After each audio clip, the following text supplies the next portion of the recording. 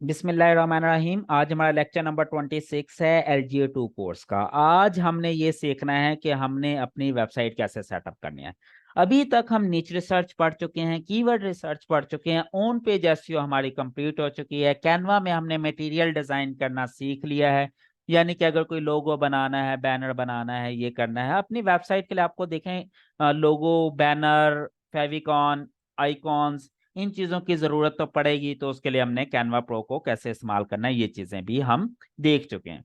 आज हम स्टार्ट कर रहे हैं कि अपनी एक वेबसाइट सेटअप कैसे करनी है, डोमेन होस्टिंग क्या है, कैसे बाय करनी है, थीम कैसे सेटअप किया जाता है, प्लगइन कैसे सेटअप किए जाते हैं, एक प्रैक्टिकली एक वेबसाइट को शेप कैसे दी जाती है। ठीक है, आज ये सारा का कुछ हम देखेंगे। और ये जो हफ्ता है हमारा, ये वाले इस वीक में जितनी भी क्लासेस होंगी वो सारी की सारी इंशाल्लाह प्रैक्टिकल वेबसाइट सेटअप करने पर होगी। और जो कुछ हमने अभी तक पढ़ लिया है वो सारी चीजें हम इसके अंदर Aahista Aahista step by step देखेंगे इंशाल्लाह। ओके जी। आज का लेक्चर शुरू करने से पहले अगर किसी का कोई भी क्वेश्चन है तो वो हैंड रेस करके माइक पे पूछ सकता है, ताकि पहले मैं आप लोगों के क्वेश्चन आंसर्स क्लियर कर दूं। तो उसके बाद फिर मैं आपके सामने एक वेबसाइट सेटअप करूंगा पूरी की पूरी A to Z। ठीक है, जीरो से स्टार्ट लूंगा। अभी मैं आपके सामने थीम सेटअप करूंगा, आपके सामने प्लगइन सेटअप करूंगा, आपके सामने सारा कुछ करूंगा प्रैक्टिकली, ताकि आप लोग भी खुद अपनी वेबसाइट को उसी तरह सेटअप कर सकें। तो इससे पहले अगर किसी का कोई क्वेश्चन है तो वो पूछ लें, कोई भी क्वेश्चन।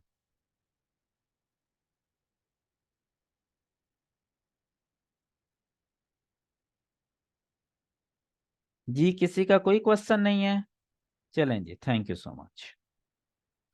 चलें जी, आए जी। सबसे पहले तो ये कि ये एक डोमेन मैंने ली डमी, आप लोगों को सिर्फ गाइड करने के लिए, jobiston.net। इसके ऊपर मैंने वर्डप्रेस इंस्टॉल कर लिया ऑलरेडी। वो इंस्टॉल कैसे किया, आप यूट्यूब पे जाएं, मैं आपको बता देता हूँ। मेरा ही एक लेक्चर है, वो फॉलो करें। यहाँ पे सर्च करें यूट्यूब पे लर्न विद GA। अगर आप में से किसी ने अभी तक कोई कोई ऐसा स्टूडेंट है जिसने ये चैनल नहीं सब्सक्राइब किया लर्न विद GA, तो वो कर लें, आपको फायदा होगा। आप इस चैनल पर जाएं।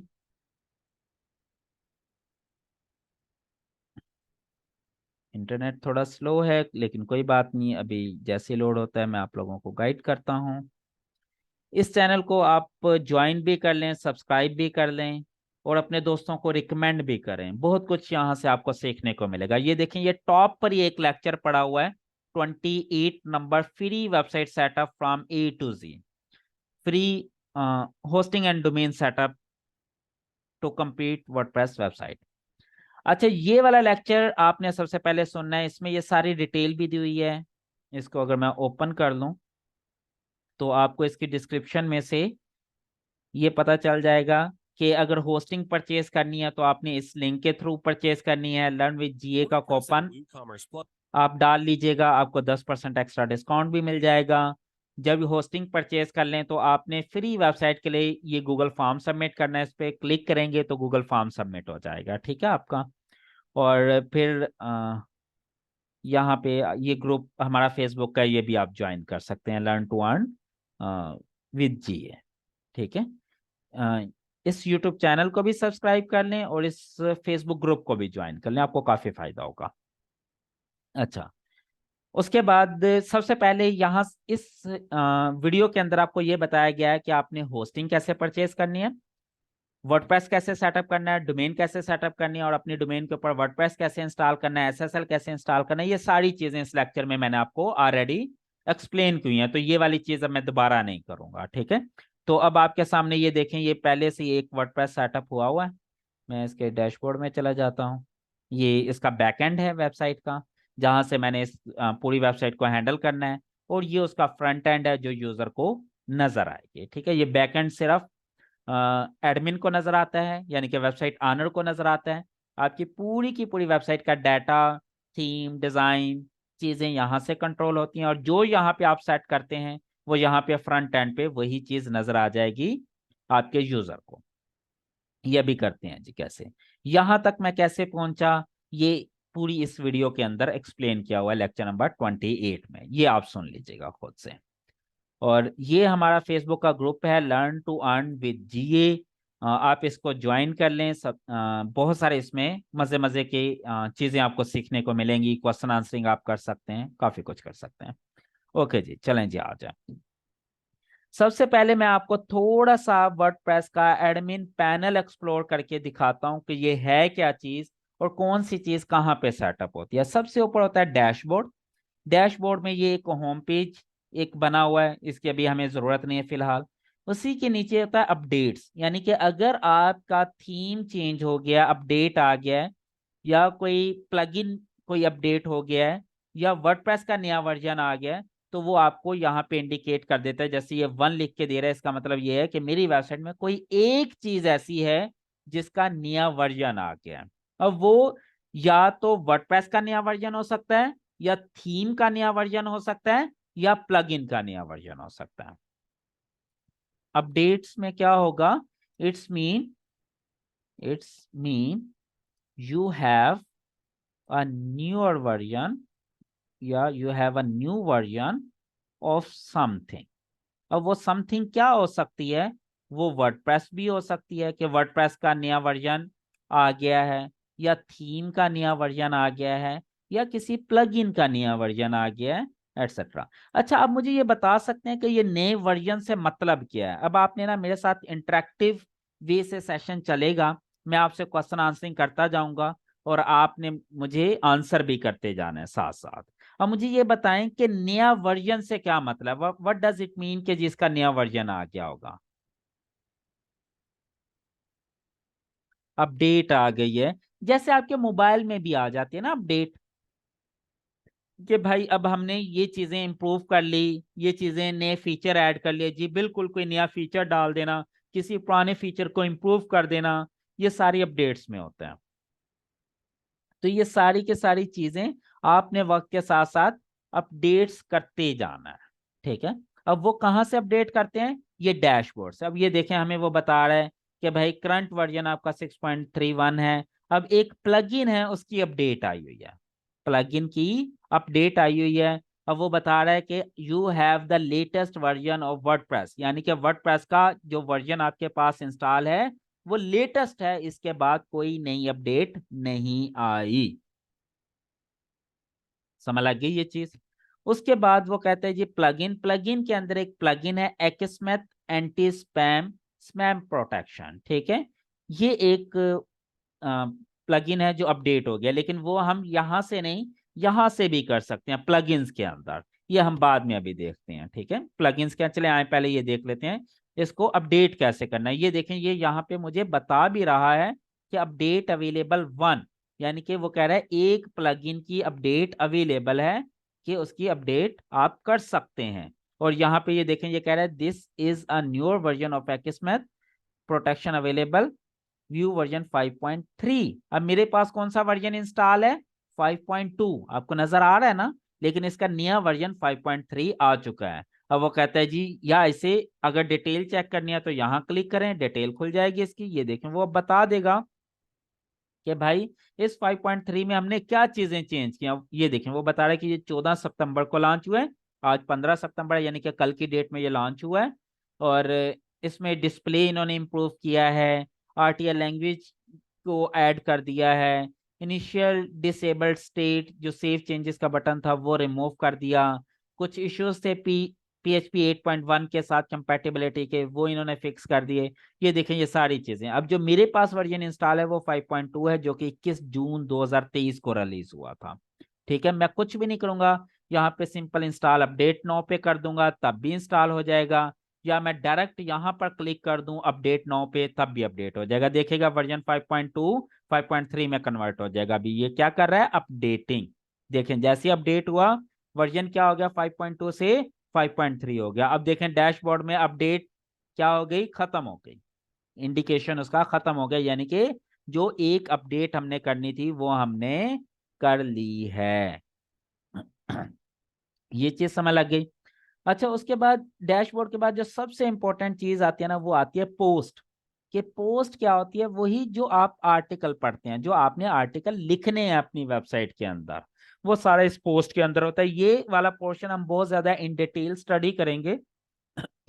सॉरी, इसमें मैं बाद में आऊंगा, पहले मैं बाकी चीजों के ऊपर चला जाऊं, ताकि वो मैं आप लोगों को गाइड करता चला जाऊंगा साथ साथ। सॉरी। उसके बाद हम पोस्ट डिजाइन करना सीखेंगे, फिर हम आते हैं इसके ऊपर। उसके बाद आ जाता है मीडिया। मीडिया में क्या चीजें आती हैं कि आपने जो इमेजेस वगैरह हैं वो कैसे ऐड करनी है, कैसे सेटअप करनी है, इसमें ऐड न्यू कर सकते हैं, इमेजेस अपलोड कर सकते हैं, एटसेट्रा। ये भी हम प्रैक्टिकली यूज करेंगे जब हम पोस्ट डिजाइन करेंगे। तो पोस्ट में जितनी इमेजेस हमने अपलोड करनी होंगी या सेटअप करनी होंगी, वो सारी के सारी कहाँ जा रही होंगी, मीडिया में जा रही होंगी ऑटोमेटिकली। फिर एक सेक्शन आ जाता है पेजेस का। इसके अंदर जितने भी आपके कॉमन पेजेस हैं, जैसे अबाउट अस है, कॉन्टैक्ट अस है, प्राइवेसी पॉलिसी है, एटसेट्रा, वो सारे के सारे आप यहाँ पे बनाएंगे। अब आप लोगों को ये तो पता है ना कि पेज और पोस्ट में क्या फर्क होता है, पता है या नहीं पता, जल्दी से बताएं। Page versus post. आप लोगों को याद होगा, मैंने बहुत डिटेल में बताया था किसी लेक्चर में, पिछले किसी लेक्चर में मैंने एक्सप्लेन किया हुआ था कि पेज वो होता है जो नॉर्मली स्टैटिक होते हैं, जिन्हें हम एक दफा बना लेते हैं, वो वैसे ही रहेंगे, फिक्स डाटा होता है, जैसे कॉन्टैक्ट अस। अब कॉन्टैक्ट अस का जो एक दफा बन गया वही रहेगा। अबाउट अस का, जैसे अगर मैं डीजी एप्स का आपको पेजेस में फर्क दिखाऊं या पोस्ट में, अब ये अबाउट अस का पेज है या कॉन्टैक्ट अस का पेज है। अब ये क्या है, ये फिक्स है ना, जो एक दफा मैंने बना लिए वही ये पेज चल रहे हैं। इसी तरह कॉन्टैक्ट अस एक दफा जो बना लिया बस वही कॉन्टैक्ट अस ही लगा हुआ है। अब पोस्ट में क्या होता है कि ऐसा डाटा जो with the passage of time आप अपडेट करते रहते हैं, जैसे कभी ये आर्टिकल आ गया, कभी ये पब्लिश कर दिया, कभी ये पब्लिश कर दिया, कभी ये पब्लिश कर दिया, यानी कि नया नया कंटेंट पब्लिश करते रहते हैं। हर कुछ अरसे के बाद आप कोई नई चीज पब्लिश कर देते हैं, वो क्या होते हैं, पोस्ट होती हैं। अब कॉन्टैक्ट अस का एक दफा हमने पेज बना लिया, तो क्या मैं नया पेज बनाऊंगा कॉन्टैक्ट अस का या नहीं बनाऊंगा? क्या ऐसा तो नहीं होगा कि हर कुछ अरसे के बाद नया कॉन्टैक्ट अस मैं बनाता जाऊं, या नया अबाउट अस का पेज बनाता जाऊं, या नया प्राइवेसी पॉलिसी का पेज बनाता रहूं? ऐसा तो नहीं होगा ना। बस एक दफा बन गया तो यही रहेगा। तो ये पेजेस हैं, ये पेजेस हैं। लेकिन जो आर्टिकल होते हैं, जैसे अर्निंग गाइड है, ये मैंने यहाँ पे अर्निंग गाइड लिखी हुई है। अब इसके अंदर जो मैंने अगर फॉर एग्जांपल 10 आर्टिकल पब्लिश किए हैं, तो क्या यही 10 आर्टिकल रहेंगे, या मैं with the passage of time इसको नए नया कंटेंट देता रहूंगा अर्निंग गाइड के अंदर? अर्निंग गाइड में मैंने 10 आर्टिकल पब्लिश कर लिए, क्या बस यही रहेंगे, या मैं इसके अंदर कोई नया कंटेंट ऐड करता रहूंगा? जी, हम न्यू कंटेंट ऐड करते रहेंगे, बिल्कुल ठीक। नया नया कंटेंट, कभी किस चीज के ऊपर आर्टिकल लिख लिया, कभी किस चीज के ऊपर लिख लिया, कभी किस चीज के ऊपर लिख लिया। तो ये जो नया नया कंटेंट ऐड करते रहते हैं, ये क्या कहलाती हैं, पोस्ट। समझ लग गई? ये बिल्कुल ऐसी है जैसे फेसबुक के अंदर आप चले जाएं, फेसबुक वॉल अगर आप ओपन करें अपनी,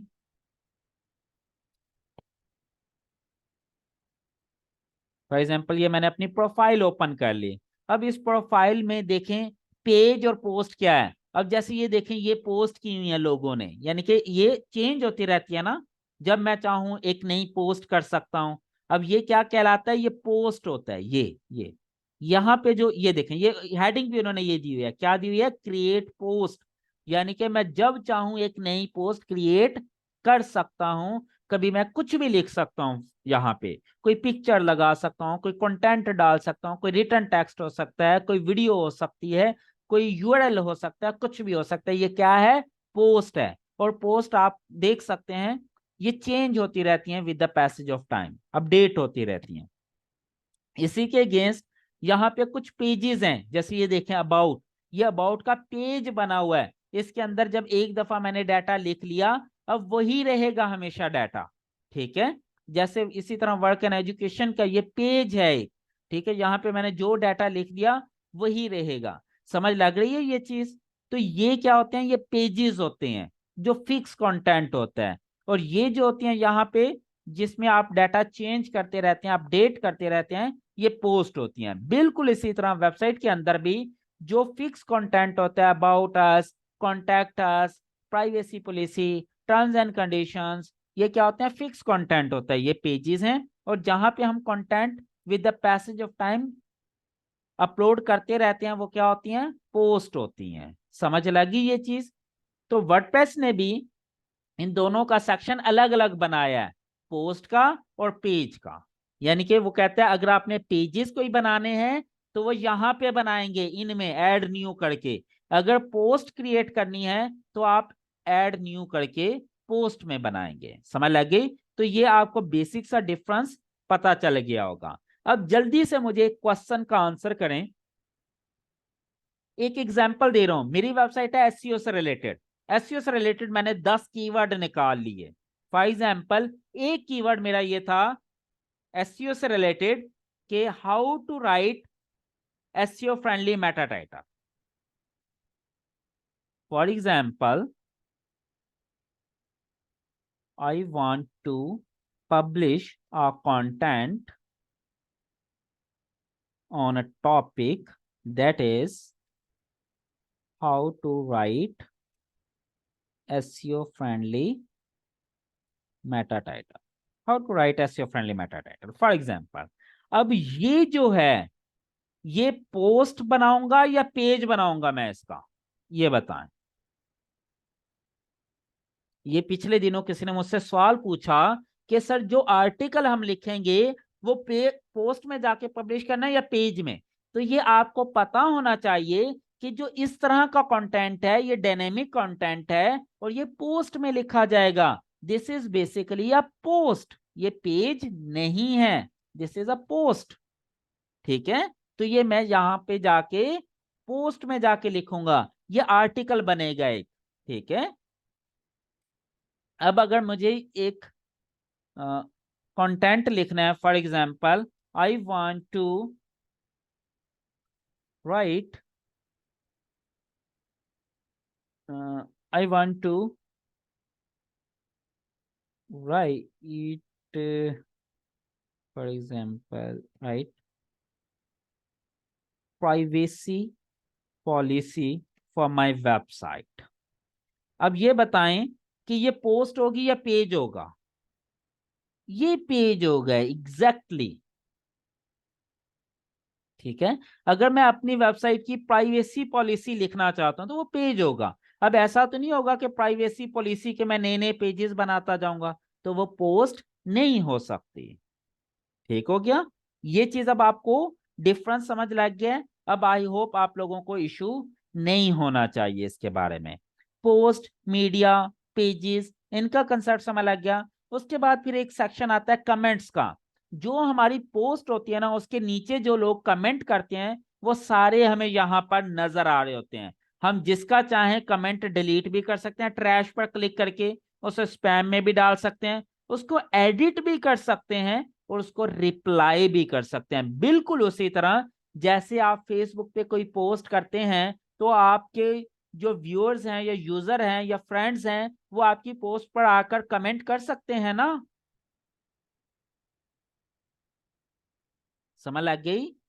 वो कमेंट कर सकते हैं ना। तो बिल्कुल इसी तरह जो वर्डप्रेस के ऊपर वेबसाइट में आपने आर्टिकल पब्लिश किए हैं उनके ऊपर जाके लोग कमेंट कर सकते हैं। तो फिर आपने उन कमेंट को एक्सेप्ट करना है, अप्रूव करना है, रिजेक्ट करना है, एडिट करना है, जो भी करना है वो आपके इख्तियार में है। फेसबुक पे आप रिमूव कर सकते हैं अपने दोस्तों के कमेंट, लेकिन एडिट नहीं कर सकते। यहां पे आप एडिट भी कर सकते हैं क्योंकि फेसबुक ने आपको राइट नहीं दिया, लेकिन ये आपकी अपनी वेबसाइट है, आप इसको मॉडिफाई कर सकते हैं। ठीक है? ये सिंपल कुछ भी नहीं है। यहाँ पे कर्सर लेके जाएंगे तो उसका वो आ जाएगा, अनअप्रूव करना है, रिप्लाई करना है, एडिट करना है, स्पैम करना है, ट्रैश करना है। सिंपल, ये चीज कुछ भी नहीं है इसमें। फिर एक चीज आ जाती है अपीयरेंस। अपीयरेंस का क्या मतलब है? अपीयरेंस का मतलब है कि वो चीज दिखती कैसी है। राशिद पूछते हैं सर पोस्ट एक ही पेज में करेंगे सब? नहीं भाई, पोस्ट पेज में क्यों होंगी? पेज तो एक कंटेंट है ना, जैसे अबाउट अस का कंटेंट लिख दिया, उसमें पोस्ट तो नहीं करते, पोस्ट करते हम कैटेगरीज के अंदर। अभी मैं आता हूं उसके ऊपर, मैं थोड़ी देर में दोबारा पोस्ट के ऊपर आता हूं। कैटेगरीज का जब कंसेप्ट दूंगा आपका कंसेप्ट क्लियर हो जाएगा, ना टेंशन है। उसके बाद एक नया सेक्शन आ गया, अपीयरेंस। अब मुझे ये बताएं कि अगर मैं कहूं कि यार इस बंदे की अपीयरेंस कैसी है, या इस बंदे की अपीयरेंस इंप्रूव करनी है, तो इसका क्या मतलब है, व्हाट डज इट मीन? अगर मैं किसी बंदे की अपीयरेंस की बात करूंगा, जल्दी से मुझे आंसर करें। हाँ, उसकी लुक कैसी है, और मजीद बंदे का डिजाइन तो नहीं होता यार, अब डिजाइन तो नहीं मैं चेंज करूंगा ना बंदे का। लुक हो गया, और इसके अलावा क्या होगा अपीयरेंस में? क्लोथिंग आ गया, एग्जैक्टली, स्टाइल आ गया, कलर आ गया, बिल्कुल। अब एक बंदे की अगर मैं अपीयरेंस की बात करूंगा, तो मैं उसके स्टाइल्स की बात करूंगा, उसकी लुक की बात करूंगा, उसकी स्किन कलर की बात करूंगा, उसके क्लोथिंग की बात करूंगा, उसके फैशन की बात करूंगा। ये सारी उसकी अपीयरेंस है कि भाई उसने वॉच कैसी पहनी है, शूज कैसे पहने हैं, कपड़े कैसे पहने हैं, ये अपीयरेंस है ना। और बिलीव मी, जब किसी भी इंसान की अपीयरेंस अच्छी हो जाती है, तो आपका दिल करता है कि मैं उसकी बात सुनूं। ये एक नेचुरल फिनोमिना है, एक साइकोलॉजिकल इफेक्ट होता है।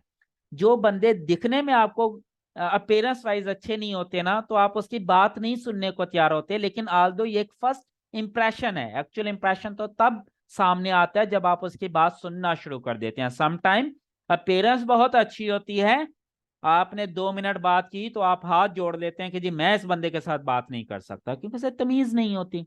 लेकिन पहला इंप्रेशन अपीयरेंस नहीं क्रिएट करना है जब तक उसकी जुबान नहीं खुली। ये तो आप समझते हैं ना, इंसान की जब जुबान खुल जाती है तो उसका इंप्रेशन जबान से निकलता है। लेकिन जब तक जुबान नहीं खुलती तो इसका इंप्रेशन कैसे आता है? उसकी अपीयरेंस से आता है।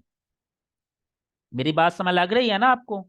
बिल्कुल इसी तरह वेबसाइट के ऊपर डिपेंड करता है। जब तक आप वेबसाइट का कंटेंट नहीं रीड कर रहे होते, तो आपको उसका जो फर्स्ट इंप्रेशन है वो वेबसाइट की लुक से मिलता है, उसकी अपीयरेंस से मिलता है। लेकिन डेफिनेटली अपीयरेंस का जो लाइफ है वो बहुत थोड़ी सी है, बहुत थोड़ी सी है। जैसे ही इंसान की जुबान खुलती है तो उसकी अपीयरेंस मैटर नहीं करती, फिर उसका बोलने का तरीका, उसका इखलाक, उसका वे ऑफ कम्युनिकेशन, ये चीजें मैटर करती हैं। हो सकता है मेरे से बहुत, मैं आप में से बहुत सारे लोगों से लुक वाइज या अपीयरेंस वाइज बहुत डाउन होऊंगा, लेकिन जब आप मेरी बात सुनते हैं तो फिर मेरी अपीयरेंस मैटर नहीं करती। इसी तरह ही है ना, जब आप बोलना शुरू हो जाएं, आपकी कम्युनिकेशन सामने आ जाती है, तो फिर अपीयरेंस का रोल खत्म हो जाता है। अपीयरेंस का रोल कब तक है? जब तक आपकी कम्युनिकेशन स्टार्ट नहीं हुई। You getting my point? अगर आप दुनिया में किसी खूबसूरत इंसान से मिलें, उसने अभी बोलना शुरू नहीं किया, ये अब मैं साइकोलॉजिकल आपको थोड़ी सी गाइड कर रहा हूं, उसने बोलना नहीं शुरू किया, अभी सिर्फ आपने उसे देखा है, वो आपको अच्छा लगने लग जाता है, आपका दिल करता है मैं इससे बात करूं। लेकिन जैसे ही आपने उससे बात करना शुरू की, उसका way of communication is third class, बड़ा रूड बिहेवियर है, तो उसकी अपीयरेंस आपके लिए कोई मायने रखेगी? फिर आप कहेंगे भाड़ में जाए यार, जिस बंदे को बोलने की तमीज नहीं है, मैंने उसके अपीयरेंस से क्या लेना। मेरी बात फॉलो कर रहे हैं? लेकिन एक बंदा है जो अपीयरेंस वाइज आपको अच्छा नहीं लग रहा, मे बी आप बात करने में इंटरेस्टेड ना हो, लेकिन जब आपको मजबूरी में या किसी भी वजह से, या उसने आकर बात शुरू कर दी, और जब उसने बड़े तरीके से सलीके से बात की, तो आप उसको ऑटोमेटिकली उसकी बात सुनने में इंटरेस्टेड हो जाएंगे। फिर भी उसके अपीयरेंस मैटर नहीं करती। तो ये तो आपको पता चल गया कि अपीयरेंस की लाइफ क्या है, जब तक आप उससे कम्युनिकेट नहीं कर रहे। बिल्कुल इसी तरह वेबसाइट में भी अपीयरेंस की लाइफ तब तक है जब तक उसका कंटेंट आपके सामने नहीं आ जाता। तो इसलिए मैं कहता हूं कि अपीयरेंस कोई बहुत इंपॉर्टेंट चीज नहीं है, बहुत इंपॉर्टेंट चीज नहीं है। इंपॉर्टेंट चीज क्या है? कंटेंट, कम्युनिकेशन, ठीक है। लेकिन लेकिन कंटेंट से पहले या कम्युनिकेशन से पहले अपीयरेंस भी मैटर करती है। लेकिन अपीयरेंस का रोल आप ये समझ लें शायद 100 में से 5% है, 95% रोल उसकी कम्युनिकेशन और कंटेंट के ऊपर है। क्लियर हो गई? तो अपीयरेंस से हमें कोई फर्क नहीं पड़ेगा। अगर हमने अपीयरेंस वाइज कोई लो अपीयरेंस की भी वेबसाइट बना ली, लेकिन उसमें यूजर एक्सपीरियंस अगर बेहतर है, यूजर इंटरफेस बेहतर है, तो it's fine, good enough, no problem. अब अपीयरेंस में क्या आता है, वेबसाइट का थीम, जैसे ये देखें ये लुक नजर आ रही है, ये अपीयरेंस है, ये तो अभी बिल्कुल वाइट है ना, तो कोई इतना अच्छा नहीं आए। अब हम इसके अपीयरेंस चेंज करने की कोशिश करते हैं। अपीयरेंस में दो चीजें होती हैं, थीम एंड एडिटर। एक तो ये थीम बने बनाए मिलते हैं, और फिर एडिटर। अब अभी कौन सा थीम है, ये वाला है। अब अगर मैं कहता हूं कि ये वाला करना है, तो मैं इस पर क्लिक करके एक्टिवेट कर दूंगा, सिंपल। अब देखिएगा मैं इसको रिफ्रेश करूंगा तो इसका थीम चेंज हो चुका होगा, ये देखें डिजाइन लुक शेप चेंज होना शुरू हो गई ना। मैं कहता हूं मुझे तो ब्लैक अच्छा लगता है, मैं ब्लैक को एक्टिवेट कर दूंगा। जैसे ही ब्लैक को एक्टिवेट करूंगा, अब ये देखिएगा ये उसकी लुक शेप चेंज होना शुरू हो गई। इसी तरह मैं जो थीम चाहूं, यहां पर क्लिक करके ऐड न्यू थीम में जाकर यहां पे देखें 5888, यानी कि तकरीबन 6000 थीम इस वक्त पड़े हुए हैं मेरे पास पॉपुलर के अंदर। ठीक है, फॉर एग्जाम्पल मुझे कोई भी थीम अच्छा लगता है, जैसे फॉर एग्जाम्पल ये वाला थीम अच्छा लगता है, मैं इसको पहले इंस्टॉल करूंगा और फिर एक्टिवेट कर दूंगा। ये चीज ध्यान में रखेगा, दो चीजें होती हैं। जैसे फॉर एग्जाम्पल ये वाला थीम अच्छा लगा तो पहले इंस्टॉल करूंगा। सिंपल इंस्टॉल करने का तरीका ये है, मैं क्लिक करूं इंस्टॉल कर दूं, या यहीं से ही क्लिक करके इंस्टॉल कर लूं, या इसका मैं प्रीव्यू देखना चाहता हूं इंस्टॉल करने से पहले, तो ये देखें मैं यहाँ पे इसका प्रीव्यू भी देख सकता हूं कि भाई इसका लुक कैसी नजर आएगी। ठीक है, और इसको जब इंस्टॉल हो जाए तो ये थीम पर जब क्लिक करेंगे तो ये देखें यहाँ पे इंस्टॉल थीम में आ जाएगा। अभी ये देखें यहाँ पे नजर नहीं आएगा, क्यों नजर नहीं आ रहा, क्योंकि मैंने इसको एक्टिवेट नहीं किया, सिर्फ इंस्टॉल किया। इंस्टॉल करने के बाद इसको एक्टिवेट भी करना पड़ेगा। जैसे ही एक्टिवेट करूंगा, अच्छा वो कह रहे हैं इंस्टॉल डेमो, यानी कि इंस्टॉल डेमो में ये पूरा डाटा भी आ जाएगा डमी, लेकिन वो अभी मैं इंस्टॉल डेमो नहीं करना चाहता। ठीक है, इंस्टॉल डेमो अगर मैं करूंगा तो वो सारा डाटा शाटा डाटाबेस वगैरह बना लेगा। ठीक है, मैं अभी उसको करना नहीं चाहता। चलें देखते हैं कि इसमें कोई चीज चेंज हुई है या नहीं। ये देखें अब ये सारा आ गया, अभी इसमें डाटा नहीं आया। अगर मैं डेमो इंस्टॉल कर दूंगा तो फिर ये सारा डमी डाटा इमेजेस कंटेंट ये भी ले आएगा, फिर वो बाद में मुझे डिलीट करना पड़ेगा वन बाय वन, मुझे नहीं चाहिए। तो बस ठीक है, ठीक है जी, पुराना ऑटोमेटिकली अनइंस्टॉल हो जाएगा। ठीक है, अब जैसे ये देखें ये अब इंस्टॉल हो गया। अब मैं कहता हूँ नहीं जी, दोबारा वापस अपने पुराने थीम पर ही जाता हूँ। मैं जाऊंगा यहाँ पे और ये वाला एक्टिवेट कर लूंगा, और ये ऑटोमेटिकली अनइंस्टॉल हो जाएगा। इंस्टॉल हो रहेगा लेकिन डीएक्टिव हो जाएगा। अब ये देखें मैं दोबारा रिफ्रेश करूंगा तो देखें वही पुराना थीम आ गया। क्लियर होगी ये चीज, यहाँ तक कोई इश्यू तो नहीं है। बाकी इसको मजीद हम स्टडी करेंगे जब हम अपना थीम सेटअप कर देंगे। फिर आ जाते हैं प्लगइन्स।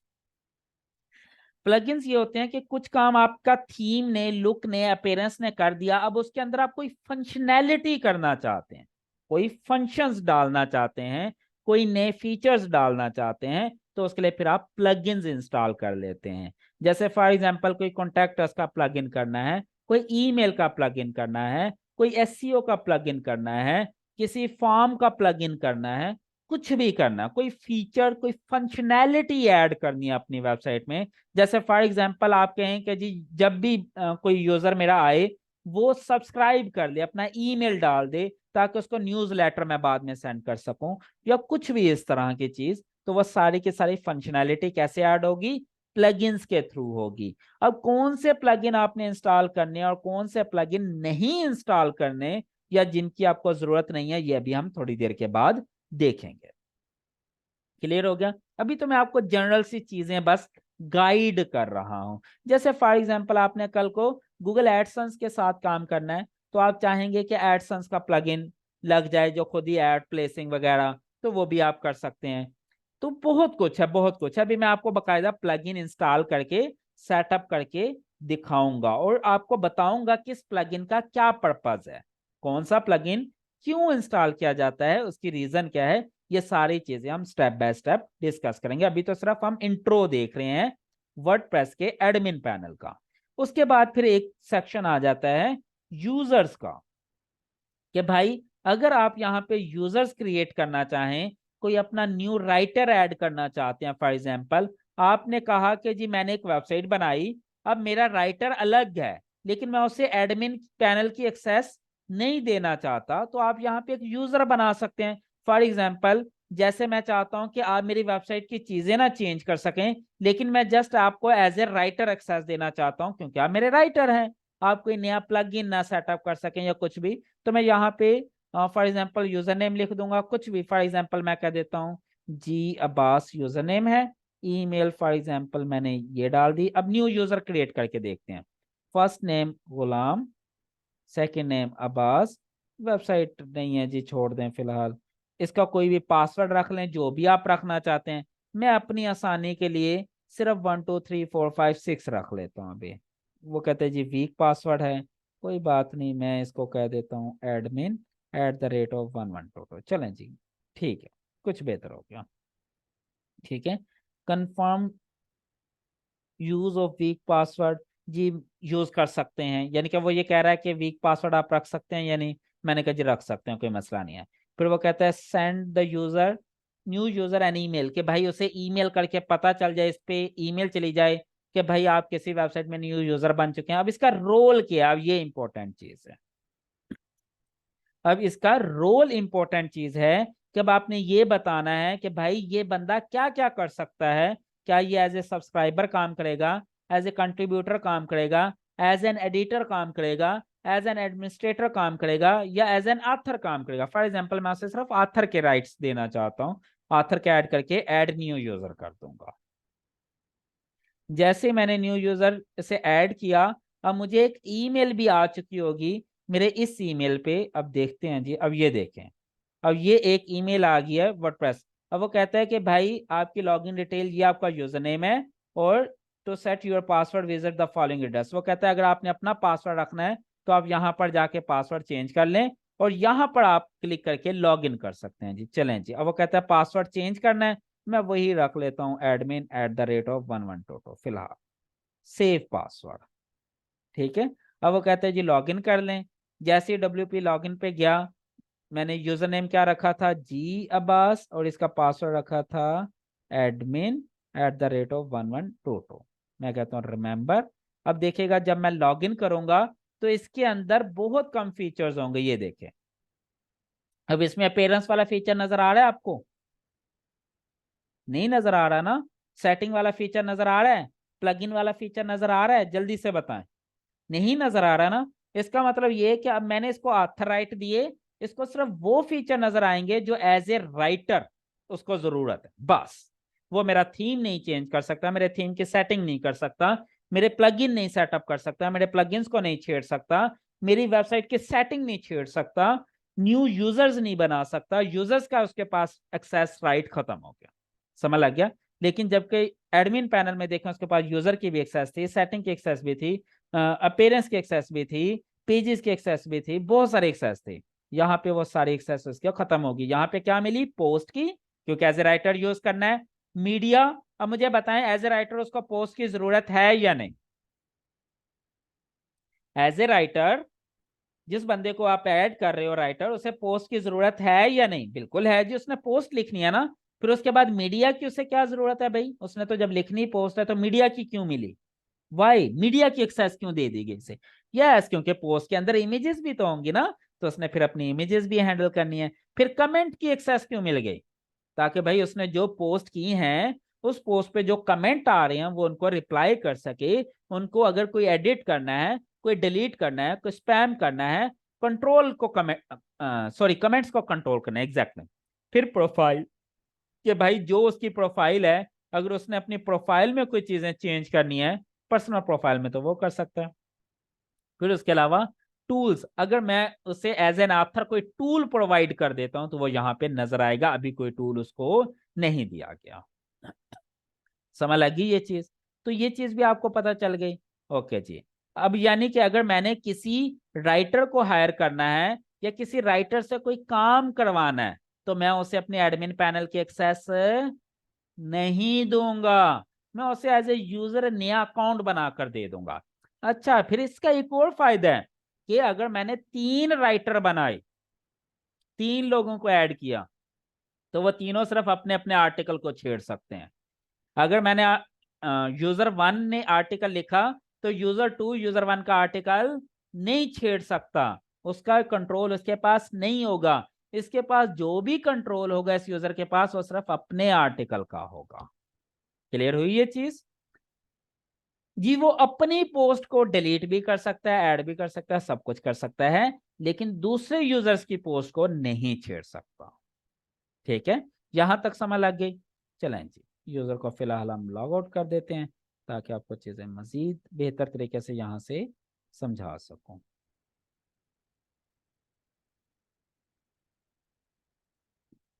अच्छा जी, अब देखें जो यूजर आप बनाएंगे वो यहाँ पे आपको शो भी होते रहेंगे। अब देखें मैंने जीए बास बनाया था और उसे क्या राइट दिए थे?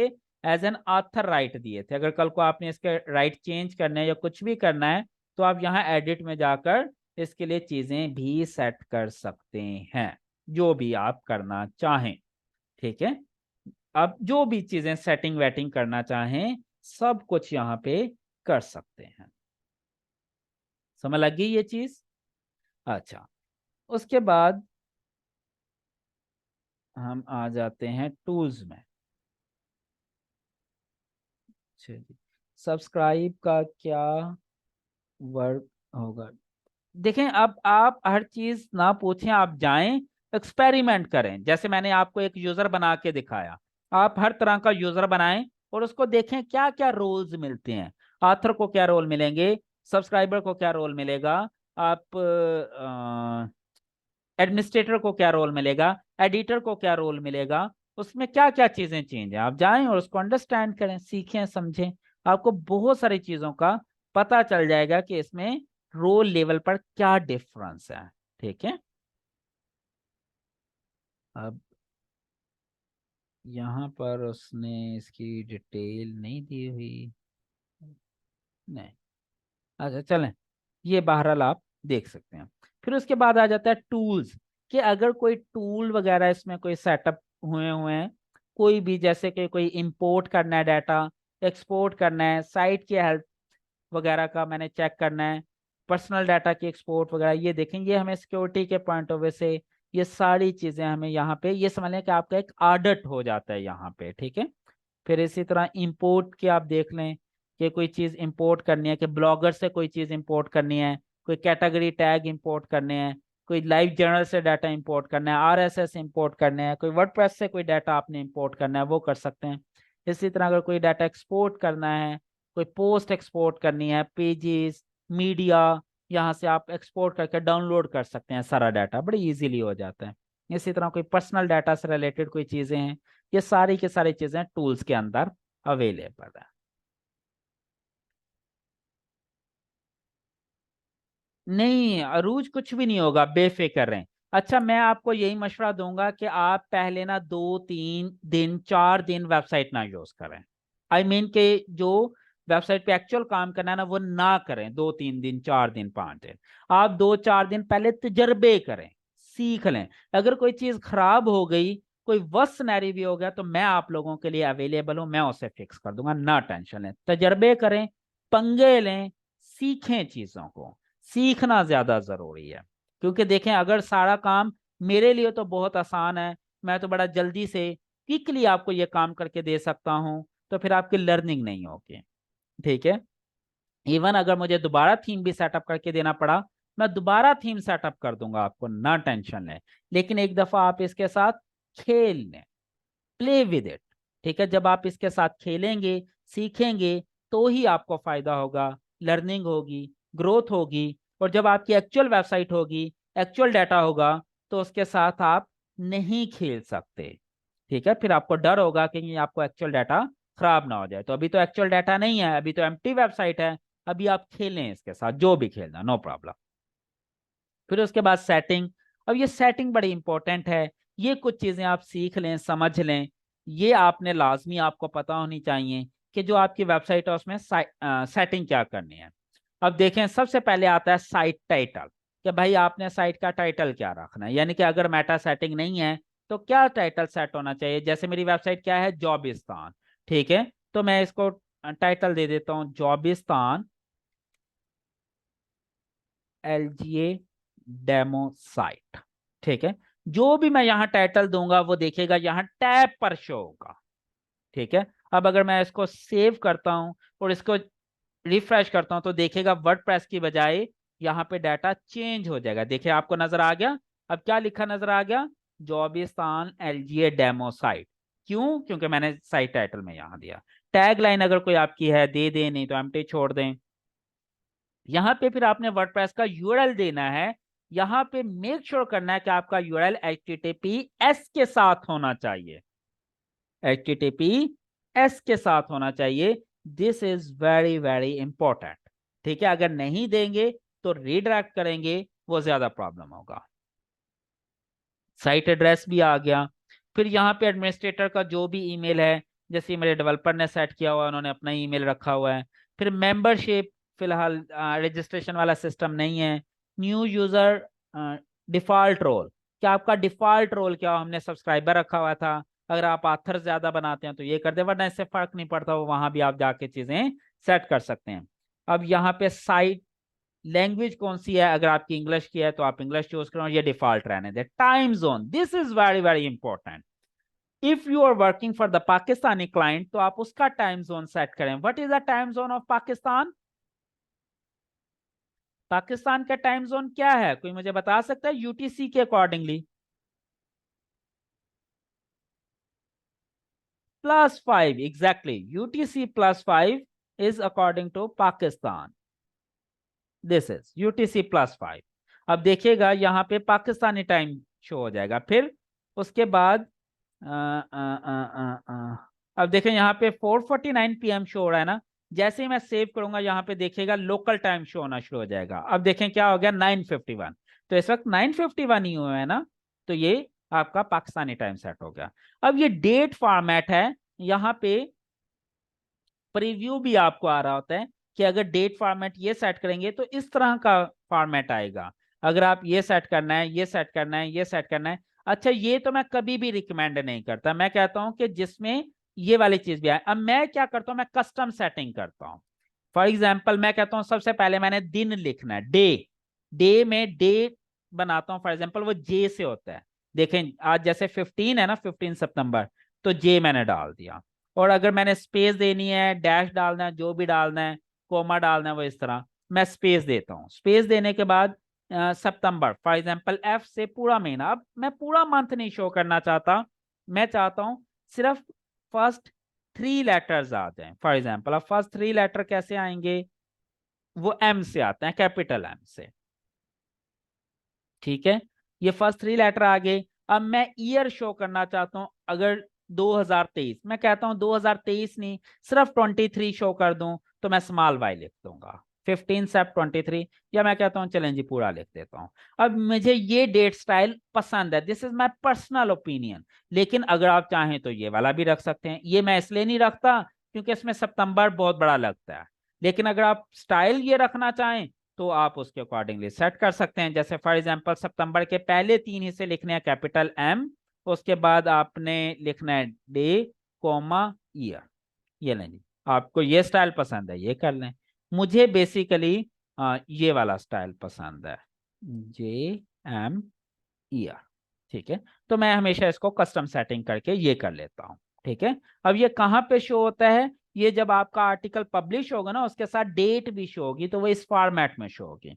फिर टाइम फॉर्मेट, कि भाई टाइम का क्या फॉर्मेट रखना है, क्या इस तरह टाइम शो हो, या इस तरह शो हो कैपिटल PM के साथ, या 24 आवर वाला हो, या कोई कस्टम सेटिंग करनी है। मैं ये नॉर्मली ये वाला डिफॉल्ट टाइम ही मुझे ठीक लगता है।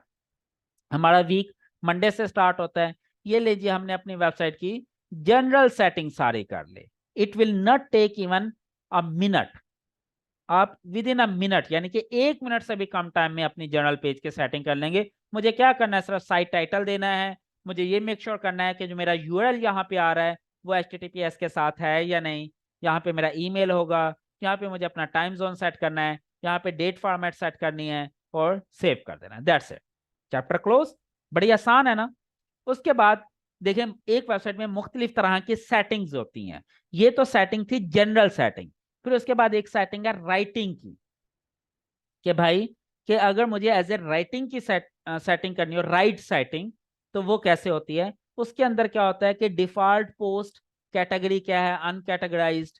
कि भाई जब मैंने पोस्ट पब्लिश करनी है जब मैंने पोस्ट पब्लिश करनी है तो किस कैटेगरी में वो बाय डिफॉल्ट जानी चाहिए। वो नॉर्मली एक अनकैटेगराइज का एक ऑप्शन होता है जो बाद में हम डिलीट कर देते हैं, कोई टेंशन नहीं है। पोस्ट फॉर्मेट अगर कोई रखना चाहते हैं कि स्पेशल किस्म का कोई पोस्ट फॉर्मेट है या नहीं, ये एक्सप्लोर करें, ये स्टैंडर्ड हम रखते हैं।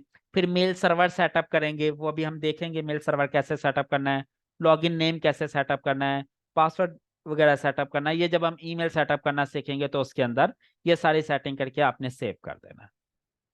उसके बाद आती है रीडिंग की, कि रीड सेटिंग क्या है, कि भाई आपने सबसे ऊपर क्या रखना है होम पेज पे, लेटेस्ट पोस्ट रखनी है, कोई स्टैटिक पेज बनाना है, क्या करना है। अगर स्टैटिक पेज बनाना है तो वो कहता है भाई कौन सा पेज बनाना है। आपने एक पेज बनाया हुआ है, यहाँ पेज के अंदर जितने भी पेज बनाएंगे वो अगर होम पेज पे कोई पेज का डिजाइन रखना है तो वो यहाँ पे पेज ड्रॉप डाउन लिस्ट आ जाएंगे।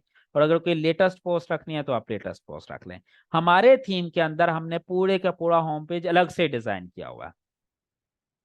फिर ब्लॉग पोस्ट शो एटमोस्ट, यानी कि आपको कितनी ब्लॉग शो करनी है जी। 10 पोस्ट शो करनी है एक ब्लॉग पे, 8 करनी है, 12 करनी है, वो यहाँ पे। फिर इसी तरह ये सारी सेटिंग होती है। For each post in feed include full text करना है, एक्सर्ट करना है, आप इसको एक्सर्ट पे कर सकते हैं। फिर सर्च इंजन विजिबिलिटी, ये बड़ा इंपॉर्टेंट है कि अगर आपकी वेबसाइट अभी कंप्लीट नहीं हुई तो मैं क्या करूंगा, डिस्करेज, ये देख लें search engine visibility, discourage search engine from indexing this site, इसको मैं इनेबल कर दूंगा। अब जल्दी से मुझे कमेंट करके बताएं कि इस पर्टिकुलर आखिरी पॉइंट का आपको समझ लगा या नहीं लगा, कि सर्च इंजन विजिबिलिटी क्या है और ये मैं क्या कर रहा हूं, ये क्यों क्लिक कर रहा हूं। कोई मुझे बताए कि मैंने इसको टिक क्यों किया, इसके टिक करने से होगा क्या। बेसिकली जो क्वेश्चन मैं पूछ रहा हूं सिर्फ उसका आंसर करें। इसको टिक करने से क्या होगा, इंडेक्स ना हो कोई कंटेंट। ओके यस, इससे आर्टिकल इंडेक्स हो जाते हैं, वेबसाइट इंडेक्स नहीं होगी। अब कोई कह रहा है इंडेक्स हो जाते हैं, कोई कहते हैं नहीं होगी, ज्यादातर कह रहे हैं कि इंडेक्स नहीं होगी। जी बिल्कुल ठीक है। इसके अगर मैंने क्लिक किया होगा तो इसका मतलब ये कि मैंने गूगल को रोका हुआ है कि भाई आपने मेरी वेबसाइट इंडेक्स नहीं करनी। ये कब मैं टिक करूंगा, जब अभी मेरी वेबसाइट अंडर कंस्ट्रक्शन है, अभी मैं एक्सपेरिमेंट कर रहा हूं, अभी मैं सेटिंग कर रहा हूं। तो मैं ये नहीं चाहूंगा कि मेरी अधूरी वेबसाइट इंडेक्स हो जाए। ये बिल्कुल उसी तरह ही है जैसे आप कहीं जाते हैं और आप अपना होटल बना रहे हैं। फॉर एग्जाम्पल आप अभी होटल की रेनोवेशन कर रहे हैं, तो आप बाहर क्या लिख देते हैं, अंडर कंस्ट्रक्शन या कमिंग सून। ठीक है, इसका ये मतलब है कि भी भाई वो रेस्टोरेंट यूजर के लिए नहीं खुला। समझ लग रही है ना। यानी कि अभी तो हम भाई वर्किंग कर रहे हैं। अब अगर अंदर कोई आप सेटिंग कर रहे हो, वायरिंग का काम हो रहा हो और कोई बंदा आके वहां खाना खाने आएगा तो बैड इंप्रेशन ही जाएगा ना उसको, बैड इंप्रेशन जाएगा ना, कि भाई ये तो अभी होटल में काम कर रहे थे और ये यूजर ले आए। तो इसी तरह अगर मेरी वेबसाइट अभी कंप्लीट ही नहीं हो और सर्च इंजन आ गया तो वो तो बैड इंप्रेशन लेके जाएगा। तो उस सूरत में जब तक मेरी वेबसाइट रेडी नहीं हो जाती मैं यहाँ पे टिक रखूंगा कि भाई गूगल को बता रहा हूँ कि भाई अभी मत आ, अभी मेरी वेबसाइट अंडर कंस्ट्रक्शन है, अभी कमिंग सून है, और इसको सेव कर दूंगा। That's it. और जैसे ही मेरी वेबसाइट में कैटेगरीज बन जाएंगी, कोई एक दो आर्टिकल मैंने डाल लूंगा, सेटिंग वेटिंग कर लूंगा, मीडिया सेटिंग कर लूंगा, लोगो शोगो, उसकी एसईओ की सेटिंग सारी कर लूंगा, तो फिर मैं क्या करूंगा, यहां से ये टिक खत्म कर दूंगा, खत्म करके सेव चेंजेस पे क्लिक कर दूंगा। क्लियर होगी ये चीज। इसका क्या मतलब है, अगर टिक खत्म होगा तो मतलब ये कि मैं सर्च इंजन को कह रहा हूं कि भाई अब आ जाओ और मेरी वेबसाइट को रीड भी कर लो, इंडेक्स भी कर लो। Yes site is ready. इसका ये मतलब है भाई साइट इज रेडी, आप आओ, पढ़ो, इंडेक्स करो और यूजर को सर्व करो। ठीक हो गया। उसके बाद डिस्कशन है, यहाँ से ये आप खुद पढ़ लीजिएगा कि इसका क्या मतलब है। ये सेल्फ एक्सप्लेनेटरी है, यहाँ पे आप पढ़ते जाएं, आपको पता चलता जाएगा टिक से क्या होगा और टिक ना करने से क्या होगा। ये सारी चीजें यहाँ पे डिटेल में एक्सप्लेन की हुई है। फिर मीडिया सेटिंग है, कि भाई मीडिया में 3 डिफरेंट साइजेस बनते हैं, thumbnail size, medium size, large size. कि थंबनेल का क्या साइज रखना है, मीडियम साइज का क्या रखना है, लार्ज साइज का क्या रखना है। ये मैं आपको अपने थीम के अकॉर्डिंगली बताऊंगा। जो साइजेस मैं आपको बताऊंगा उसी के अकॉर्डिंगली आप साइज की सेटिंग कर देना। उसके बाद ये एक इंपॉर्टेंट पॉइंट है। सर कितनी पोस्ट डालने के बाद सर्च इंजन में इंडेक्स स्टार्ट करनी चाहिए? सॉरी, ये आपके ऊपर डिपेंड करता है अजीत। मेरा अपना जो माइंड सेट है, मैं 4 5 7 पोस्ट डाल के फिर इंडेक्स करवाता हूँ। मैं क्या करता हूँ, मैंने एक एग्जांपल देता हूँ। मैंने एक वेबसाइट बनाई एसईओ से रिलेटेड। मैंने उसके पहले 20 25 आर्टिकल लिख लेता हूँ। 20 25 आर्टिकल लिखने के बाद मैं वेबसाइट सेटअप करता हूँ। 5 7 या 10 आर्टिकल मैं उसमें पब्लिश कर देता हूँ। और उसके बाद अगले 10 या 15 आर्टिकल मैं क्या कर देता हूँ, शेड्यूल कर देता हूँ एक फिक्स टाइम पे। फॉर एग्जाम्पल मैं कहता हूँ डेली बेसिस पे शाम 6 बजे एक आर्टिकल पब्लिश होता है जो ऑटोमेटिकली। ये चीजें करके फिर मैं उसको इंडेक्स करवा देता हूँ। इससे होता क्या है कि जैसे ही गूगल इंडेक्स करता है, पहली दफा आता है, तो उसे 8 10 आर्टिकल का कंटेंट मिल जाता है। तो गूगल जो है वो खुश होके जाता है कि मैं एक नई वेबसाइट पे गया और जाते मुझे 5 7 आर्टिकल का कंटेंट मिल गया। फिर अगले दिन मैं दोबारा रिक्वेस्ट भेज देता हूँ मैनुअल। वो आता है, उसे पता चलता है जी कल 10 आर्टिकल थे, आज फॉर एग्जाम्पल कल 6 आर्टिकल थे, आज 7 हो गए जी। और कितने बजे पब्लिश हुआ, 6 बजे। 2 दिन के बाद फिर आता है, पता चलता है जी 8 हो गए। मैं अब ये मैं मैनुअली कर रहा हूँ, मैं अभी मैनुअल लेके आ रहा हूँ। 8 बजे 8 आर्टिकल हो गए। और आज कितने बजे पब्लिश हुआ, 6 बजे। फिर तीसरे दिन फिर आया, फिर पता चला एक नया आर्टिकल आ गया, वो कितने बजे आया, 6 बजे आ गया। अब गूगल को क्या हो गया, गूगल को मेरी रूटीन पता चलना शुरू हो गई। गूगल कहते हैं यार ये एक वेबसाइट है, ये हर रोज 6 बजे एक नया आर्टिकल डाल देता है। तो क्या करेगा गूगल, 6 बज के 2 4 5 मिनट पे ऑटोमेटिकली आना शुरू हो जाएगा, ऑटोमेटिकली। इस तरह गूगल आपकी इंडेक्सिंग फास्ट कर देता है जब गूगल को आपका पैटर्न समझ लग जाता है। तो मैं हमेशा कहता हूं, ये मेरा अपना फलसफा है।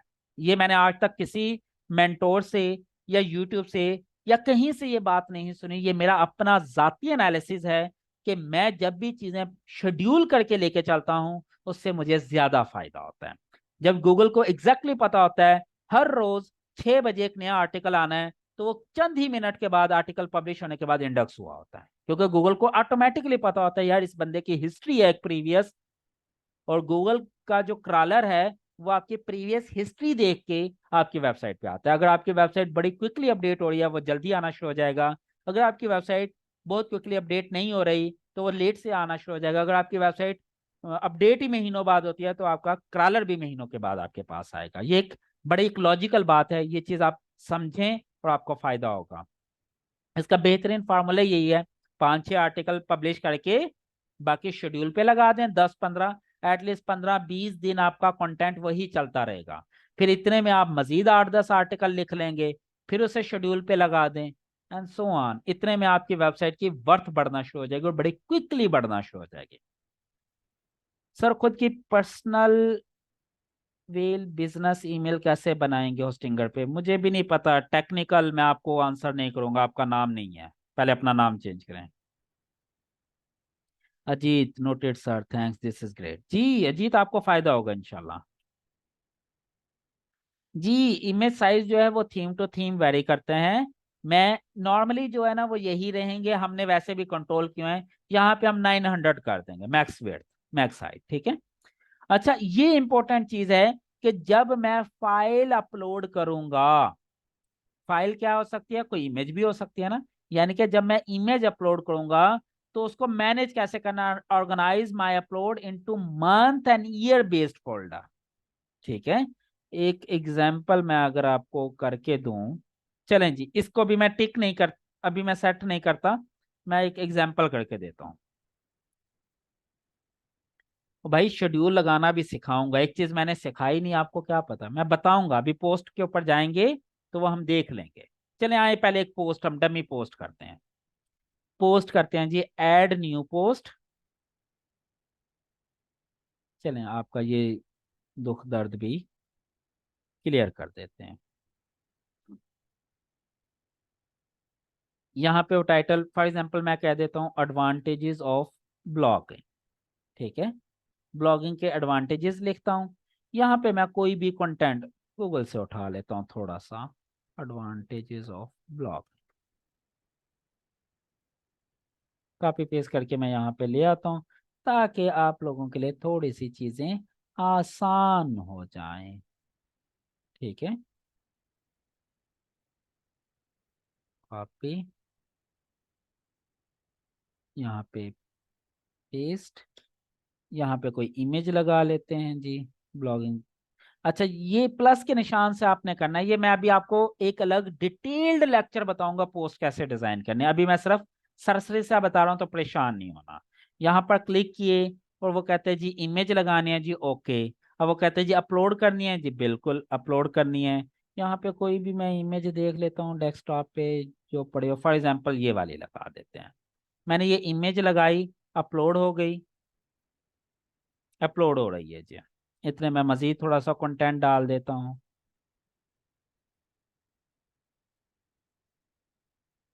अच्छा, अब इस इमेज को मैं सेंटर करना चाहता हूं, तो मैं यहां से क्लिक करके सेंटर भी कर सकता हूं, ये देखें अलाइन सेंटर, ठीक है। और यहाँ पे फिर मैंने कंटेंट डालना है, तो मैं यहाँ पे क्लिक करके ये कंटेंट डाल दूंगा। अब ये देखता हूँ हेडिंग टैग H4, मैं इसको H2 कर देता हूँ फॉर एग्जांपल जी। ठीक है, ये चीज़ें हम डिटेल में डिस्कस करेंगे बाद में, ये H1 होगा। ठीक है, ये टाइटल है, ठीक है। ओके जी, अब मैं इसको कर देता हूँ पब्लिश। अभी मैं बाकी सेटिंग में नहीं जा रहा, पब्लिश कर दिया। और जैसे पब्लिश करेंगे यहाँ पे ये पोस्ट आ जाएगी। ये देखें आ गया एडवांटेजेस ऑफ ब्लॉगिंग। इसको मैं क्लिक करके न्यू टैब में ओपन कर लेता हूँ। ये देखें, ये बिल्कुल उसी तरह जैसे जो मैंने टाइटल दिया, जो कंटेंट डाला, यहाँ लिंक लगा हुआ था, यहाँ पे वो इमेज डाली, यहाँ पे नई हेडिंग बनाई एंड सो ऑन। ये चीज समझ लग रही है? अभी बिल्कुल एक क्रूड सी चीजें बता रहा हूँ, एक्चुअल में जो सही मैंने में पोस्ट डिजाइन है ना, उसके ऊपर मैं एक अलग से लेक्चर लूंगा जिसमें आपको खूबसूरत पोस्ट बनाना सिखाऊंगा। लेकिन अभी सिर्फ यही चीज समझे। अब इंपॉर्टेंट चीज है इस इमेज का यूआरएल कैसे बनाए। इस पे राइट क्लिक करते हैं, open image in new URL करते हैं। अब ये देखें, अब ये जो है ना, ये मैनेजमेंट है इस इमेज की, कि भाई जब अपलोड किया तो इसमें ईयर मंथ का फोल्डर बन गया, year wise date wise URL बन रहा है। अब मुझे जल्दी से बताएं, हमने जो एसईओ पढ़ी थी उसमें हमने क्या देखा था कि ये डेट्स यूआरएल के अंदर आनी चाहिए या नहीं आनी चाहिए? सर इमेज साइज जी बिल्कुल सब लोगों की वेब का डिजाइन सेम होगा जी, बिल्कुल सेम होगा। लेकिन वो अपने कलर शलर ये वो चीजें चेंज कर सकते हैं, वो जब मैं आपको डेमो दूंगा आपको पता चल जाएगा। सर शेड्यूल कैसे लगाते हैं, वो भी बता देते हैं। अगर सर मीडिया गैलरी से अपलोड इमेज को डिलीट कर दें तो क्या पोस्ट में से भी इमेज डिलीट? जी बिल्कुल डिलीट हो जाएगी। अभी मैं एक्सपेरिमेंट करके दिखा देता हूँ। देखिए, हमने ये डिस्कस किया था ना कि यूआरएल के अंदर डेट ईयर ये नहीं हमने लिखना, तो अब ये तो बाय डिफॉल्ट बन रहा है। तो हम क्या करेंगे, इसकी सेटिंग होती है, हम इसकी सेटिंग में जाएंगे। किधर गया इसका एडमिन पैनल? अच्छा, चलो डैशबोर्ड में आते हैं, इसकी सेटिंग्स में जाएंगे। सबसे पहले तो मीडिया के सेटिंग में जाके ये देखें, वो कहता है ऑर्गेनाइज नहीं करना भाई मंथ और ईयर वाइज। मैं इसको अनटिक कर दूंगा और सेव चेंजेस कर दूंगा। यानी कि अब जो मैं इमेजेस अपलोड करूंगा, अब उसमें ईयर और मंथ नहीं आएंगे। अब इसमें तो आ गया, अब आए इसी के अंदर मैं एक और इमेज अपलोड करके दिखाता हूं आपको। ठीक है, इसी के अंदर यहाँ पे देखें, हम एक इमेज अपलोड करते हैं मजीद, न्यू इमेज, इमेज अपलोड। यहाँ पे फॉर एग्जांपल जी कंटेंट राइटिंग कोर्स वाली कर देते हैं जी, आपकी आसानी के लिए, आप लोगों को गाइड करने के लिए। अच्छा, इसके बाद मैं मजीद थोड़ा सा टेक्स्ट भी ले आता हूँ आप लोगों की आसानी के लिए, मजीद खूबसूरत बनाने के लिए चीज़ों को। अच्छा, ये इधर से एक पोस्ट भी, सॉरी, इधर से ये पूरा कॉपी भी कर देते हैं, कॉपी। ये भी अपलोड हो रही है, ये मैंने जान के ये इमेज अपलोड की है क्योंकि ये हैवी है, ताकि मैं ये भी आपको दिखाना चाहूँ। चलें, ये भी अपलोड हो रही है। इधर मैंने डाटा मजीद ऐड कर दिया, एक और इमेज भी आ गई। अब ये कैसे आई है ये भी मैं आपको बताता हूँ। ये इमेज जो आई है ये यूआरएल के थ्रू आई है, लिंक के थ्रू आई है, ये हमने अपलोड नहीं की। चलें जी, अभी 1 मिनट ये अपलोड हो जाए तो मैं आपको गाइड करता हूँ। ये लें जी, अपलोड होगी। मैं इसको सेंटर कर देता हूँ। या चलें जी, अलाइन नहीं करते, अलाइन लेफ्ट ही रहने देते हैं। अब नन कर देते हैं जी। ओके, अपडेट करते हैं जी, इसको देखते हैं जी क्या शो होता है। अब अपडेट करके हम जाते हैं अपनी वेबसाइट के ऊपर, ये आर्टिकल ओपन करते हैं जी। और ये देखें, ये आ गया। अब इसको अगर मैं राइट क्लिक करूंगा, अब जल्दी से बताएं इसके यूआरएल के अंदर डेट और ईयर होगा या नहीं होगा इस वाली पोस्ट के?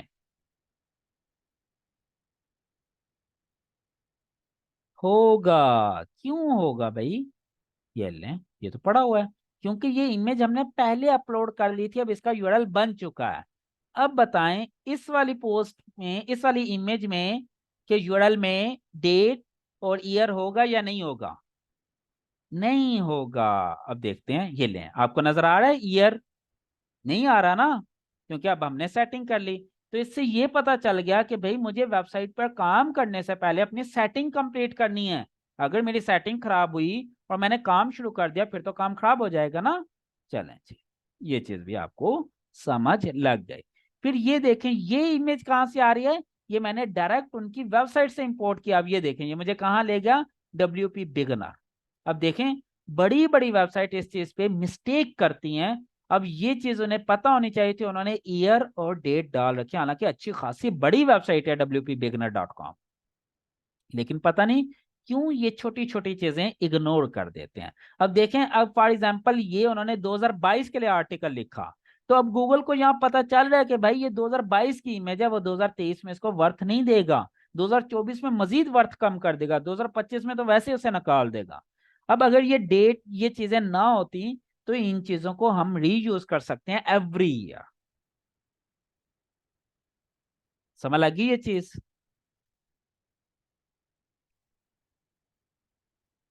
जिनका यूआरएल पहले ही बन चुका हो उन इमेजेस को रिमूव करके न्यू अपलोड कर दें, फिर यही हल हो सकता है। ठीक है, ये चीज समझ लगी। अब ये देखिए, एक ब्लॉग बनना शुरू हो गया ना, हमारा पोस्ट डिजाइन बनना शुरू हो गया। चलें जी, हम मजीद ये सारी चीजें कहाँ से सेट की थी हमने? ये देखें पोस्ट में जाके। अब जो पोस्ट हमने की है वो देखें यहाँ पे ये नजर भी आ रही है। अब इस पोस्ट को हम एडिट भी कर सकते हैं, रिमूव भी कर सकते हैं, व्यू भी कर सकते हैं। अब इसको अगर शेड्यूल करना हो तो वो भी कर सकते हैं। अब जैसे ये देखें, एडिट में जाते हैं हम। अब यहाँ पे ये देखें, सेटिंग हमारे पास अवेलेबल है। ठीक है, ये पब्लिश है। अब अगर मैं पब्लिश, आज की डेट है ना, अगर मैं इसे कल की डेट दे दूं, 10 बजे का टाइम दे दूं फॉर एग्जांपल, कल 10 PM पे, तो ये क्या हो जाएगी? ऑटोमेटिकली शेड्यूल हो जाएगी। ये चीज जहन में रखें। ठीक है, अपडेट करता हूं। ये देखें क्या आ गया, यहाँ पे लिखा हुआ शेड्यूल, क्योंकि मैंने कल की डेट दे दी। तो ये कल यानी कि 16 सितंबर 10 बजे ये ऑटोमेटिकली पब्लिश हो जाएगी। अब देखते हैं कि क्या ये पब्लिश हो चुकी है या नहीं हुई है। हम जाते हैं वेबसाइट पे। अब देखें, वो पोस्ट नजर आना बंद हो गई, ऑटोमेटिकली नजर आ गई है, क्योंकि अब मैंने उसे फ्यूचर की डेट दे दी, यानी कि मैंने उसे कह दिया भाई ये 16 सितंबर को नजर आनी है, उससे पहले नहीं शो करने। ये हो गई schedule, simple. Sir same image को रिमूव करके फिर पब्लिश करें प्रॉब्लम सॉल्व के लिए? जी बिल्कुल। अगर नई वेबसाइट है तो आप कर सकते हैं, कोई इशू नहीं है। शेड्यूल करने का क्या फायदा होता है मुजाहिद, आप बताएं। मैं इतनी लंबी तफसील अभी थोड़ी देर पहले बताई है, शेड्यूल करने का क्या फायदा है। उस वक्त या तो आप सोए हुए थे या आप लाइव अब आए हैं। ठीक है सर, सर्च कंसोल में भी इस पोस्ट का यूआरएल ऑटो इंडेक्स हो जाता है, हो जाएगा? जी हो जाएगा, वो हम बाद में देखते हैं, ये इंडेक्सिंग वाले मामला तभी बाद में, अभी तो हम सिंपल सी बातें डिस्कस कर रहे हैं वेबसाइट के हवाले से। अच्छा, आ जाएं जी सेटिंग के अंदर दोबारा। सेटिंग में मीडिया सेटिंग के अंदर थे।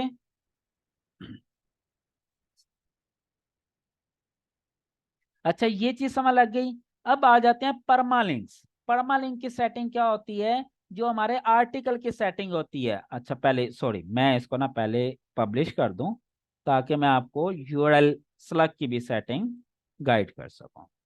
यहाँ से जाते हैं। अब ये देखें, अगर मैं यहाँ पे जाऊँ ना, यहाँ पे ही नजर आ रहा है ये शेड्यूल्ड है, यहाँ पे भी पता चल रहा है कितनी पोस्ट शेड्यूल्ड है, कितनी पब्लिश्ड है। ठीक है, मैं शेड्यूल्ड वाली पोस्ट को पब्लिश करना चाहता हूँ, मैं एडिट करूंगा, एडिट करके यहाँ टाइम पर क्लिक करूंगा और आज का डेट सेलेक्ट करके और पब्लिश कर दूंगा। ये लें, ये पब्लिश हो गए। अब अगर मैं यहाँ पे जाऊंगा तो ये देखें ये पब्लिश में आ गया, दोनों शेड्यूल्ड खत्म हो गया। अब मैं सेटिंग में जाके परमालिंक्स में आता हूँ। अब मैं इसको करता हूँ व्यू, वेबसाइट में जाता हूँ। ये देखें ये नजर आना शुरू हो गई, एडवांटेज ऑफ ब्लॉगिंग। इसको ओपन करता हूँ। अब देखें यहाँ पे एक और प्रॉब्लम आ गई कि यहाँ पे भी date time, sorry date month और ईयर आ रहा है। अब मुझे ये बताएं कि हमने एसईओ में यूआरएल की सेटिंग में ये क्या पढ़ा था।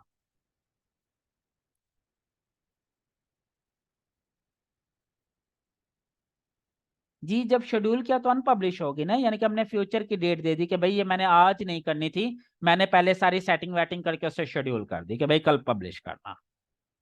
सर यूआरएल में डेट एंड ईयर वाला रिपीट करना के कैसे कंट्रोल करते हैं, वो वही डिस्कस करें भाई यूआरएल वाला ही, कि भाई ये हमने नहीं करनी ना, तो मैं इसको रिमूव करना चाहता हूं तो मैं कैसे करूंगा। उसके लिए ये परमालिंक सेटिंग होती है।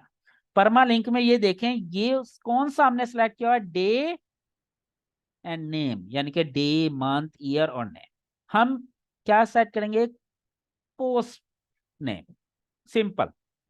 आपने ये पोस्ट नेम वाला सेट करना। अब ये देखें ये एग्जांपल भी दी हुई है। आप मुझे ये बताएं जो सबसे पहली टाइप है परमालिंक की, प्लेन, क्या ये ठीक है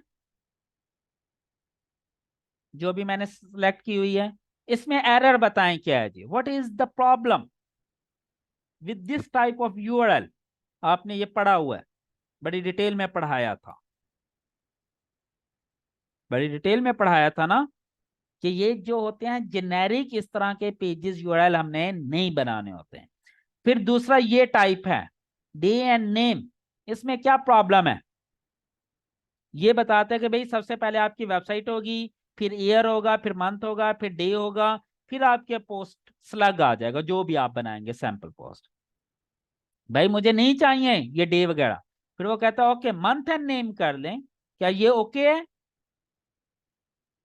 भाई नहीं चाहिए मुझे, ये भी नहीं ओके। प्रॉब्लम क्या है, बड़ी डिटेल में एक्सप्लेन किया हुआ है, आप जाएं सुने समझे। न्यूमेरिक, क्या ये करना चाहिए, इसमें भी प्रॉब्लम है। पोस्ट नेम, इसमें बताएं पोस्ट नेम में कोई इशू है। जी पोस्ट नेम में कोई इशू नहीं है, यानी कि सीधा सीधा यूआरएल बनना चाहिए कि भाई मेरी वेबसाइट का नाम और आगे मेरी पोस्ट का नाम, दैट्स इट। अच्छा, अब अगर मुझे ये बताएं कोई बंदा चाहता है कि मेरा यूआरएल इस तरह से बने। चलें जी, एक तो URLs examples, one https jobistan.net/advantages of blocking, for example एक ये है। अब आप कहते हैं जी मुझे इस तरह सीधा नहीं चाहिए, मैं एग्जाम्पल्स के स्पेलिंग गलत हैं, एग्जाम्पल्स jobistan.net/ यहाँ पे फॉर एग्जाम्पल मैंने कैटेगरीज बनाई हुई हैं, ब्लॉगिंग की पूरी कैटेगरी है फॉर एग्जाम्पल इसके अंदर। मैं चाहता हूँ पहले वो कैटेगरी आ जाए, या फॉर एग्जाम्पल कैटेगरी नेम जो भी है, एसईओ है, ब्लॉगिंग है, जो भी है ब्लॉगिंग स्लैश, फिर उसका पोस्ट नेम आए एडवांटेजेस ऑफ ब्लॉगिंग। इस तरह भी तो यूआरएल बन सकते हैं ना, कि मैं उस कैटेगरी का नेम बीच में लेके आना चाह रहा हूं, ला सकता हूं।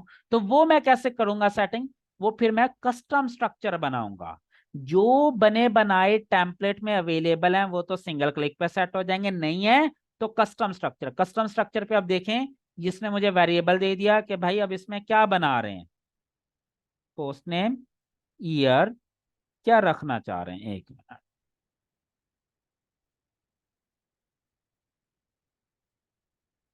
अब ये वेरिएबल है, अब मैं तो यहाँ पे क्या रखना चाह रहा हूँ, इसके बाद इसको सबको करता हूँ रिमूव। अब बताएं इस एग्जाम्पल के अकॉर्डिंगली, पॉइंट नंबर 2 के अकॉर्डिंगली, डॉट नेट के बाद क्या आना चाहिए? कैटेगरी आनी चाहिए ना। अब मैं देखता हूं कि यहाँ पे कोई कैटेगरी का ऑप्शन है। Year, month, day, hour, minute, second, post ID, post name, category. ये लेंगे, मिल गई मुझे कैटेगरी। ये लेंगे, मैंने यहाँ क्लिक किया, कैटेगरी ऐड हो गई। अब कैटेगरी के बाद क्या चीज है यहाँ पे? What after category? Post name. Yes. अब मैं देखूंगा क्या है जी, ये रहा पोस्ट नेम, यहां पे क्लिक कर दूंगा। अब ये स्ट्रक्चर बन जाएगा ऑटोमेटिकली।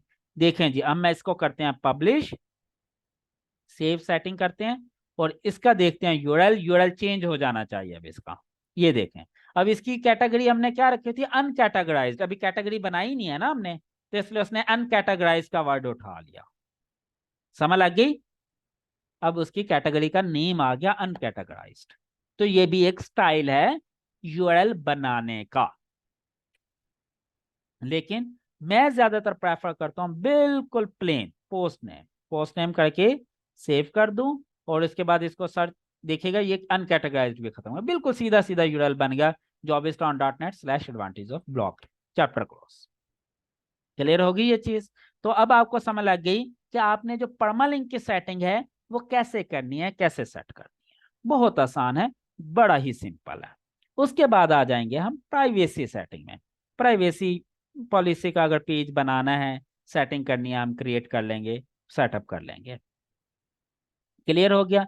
यहां तक कोई क्वेश्चन, कोई इशू, कोई कंफ्यूजन है तो आप पूछ सकते हैं। मैंने जनरल सी चीजें सारी आपको वर्डप्रेस से रिलेटेड बता दी हैं। एडमिन क्या है, थीम क्या है, प्लगइन क्या है, एटसेट्रा एटसेट्रा। ठीक है, क्लियर होगी यहां तक? यहां तक तो कोई इश्यू नहीं है। चलें जी, मैं मजीद थोड़ा सा चीजें आपको क्लियर कर देता हूं। हमने पोस्ट बनाना सीख ली।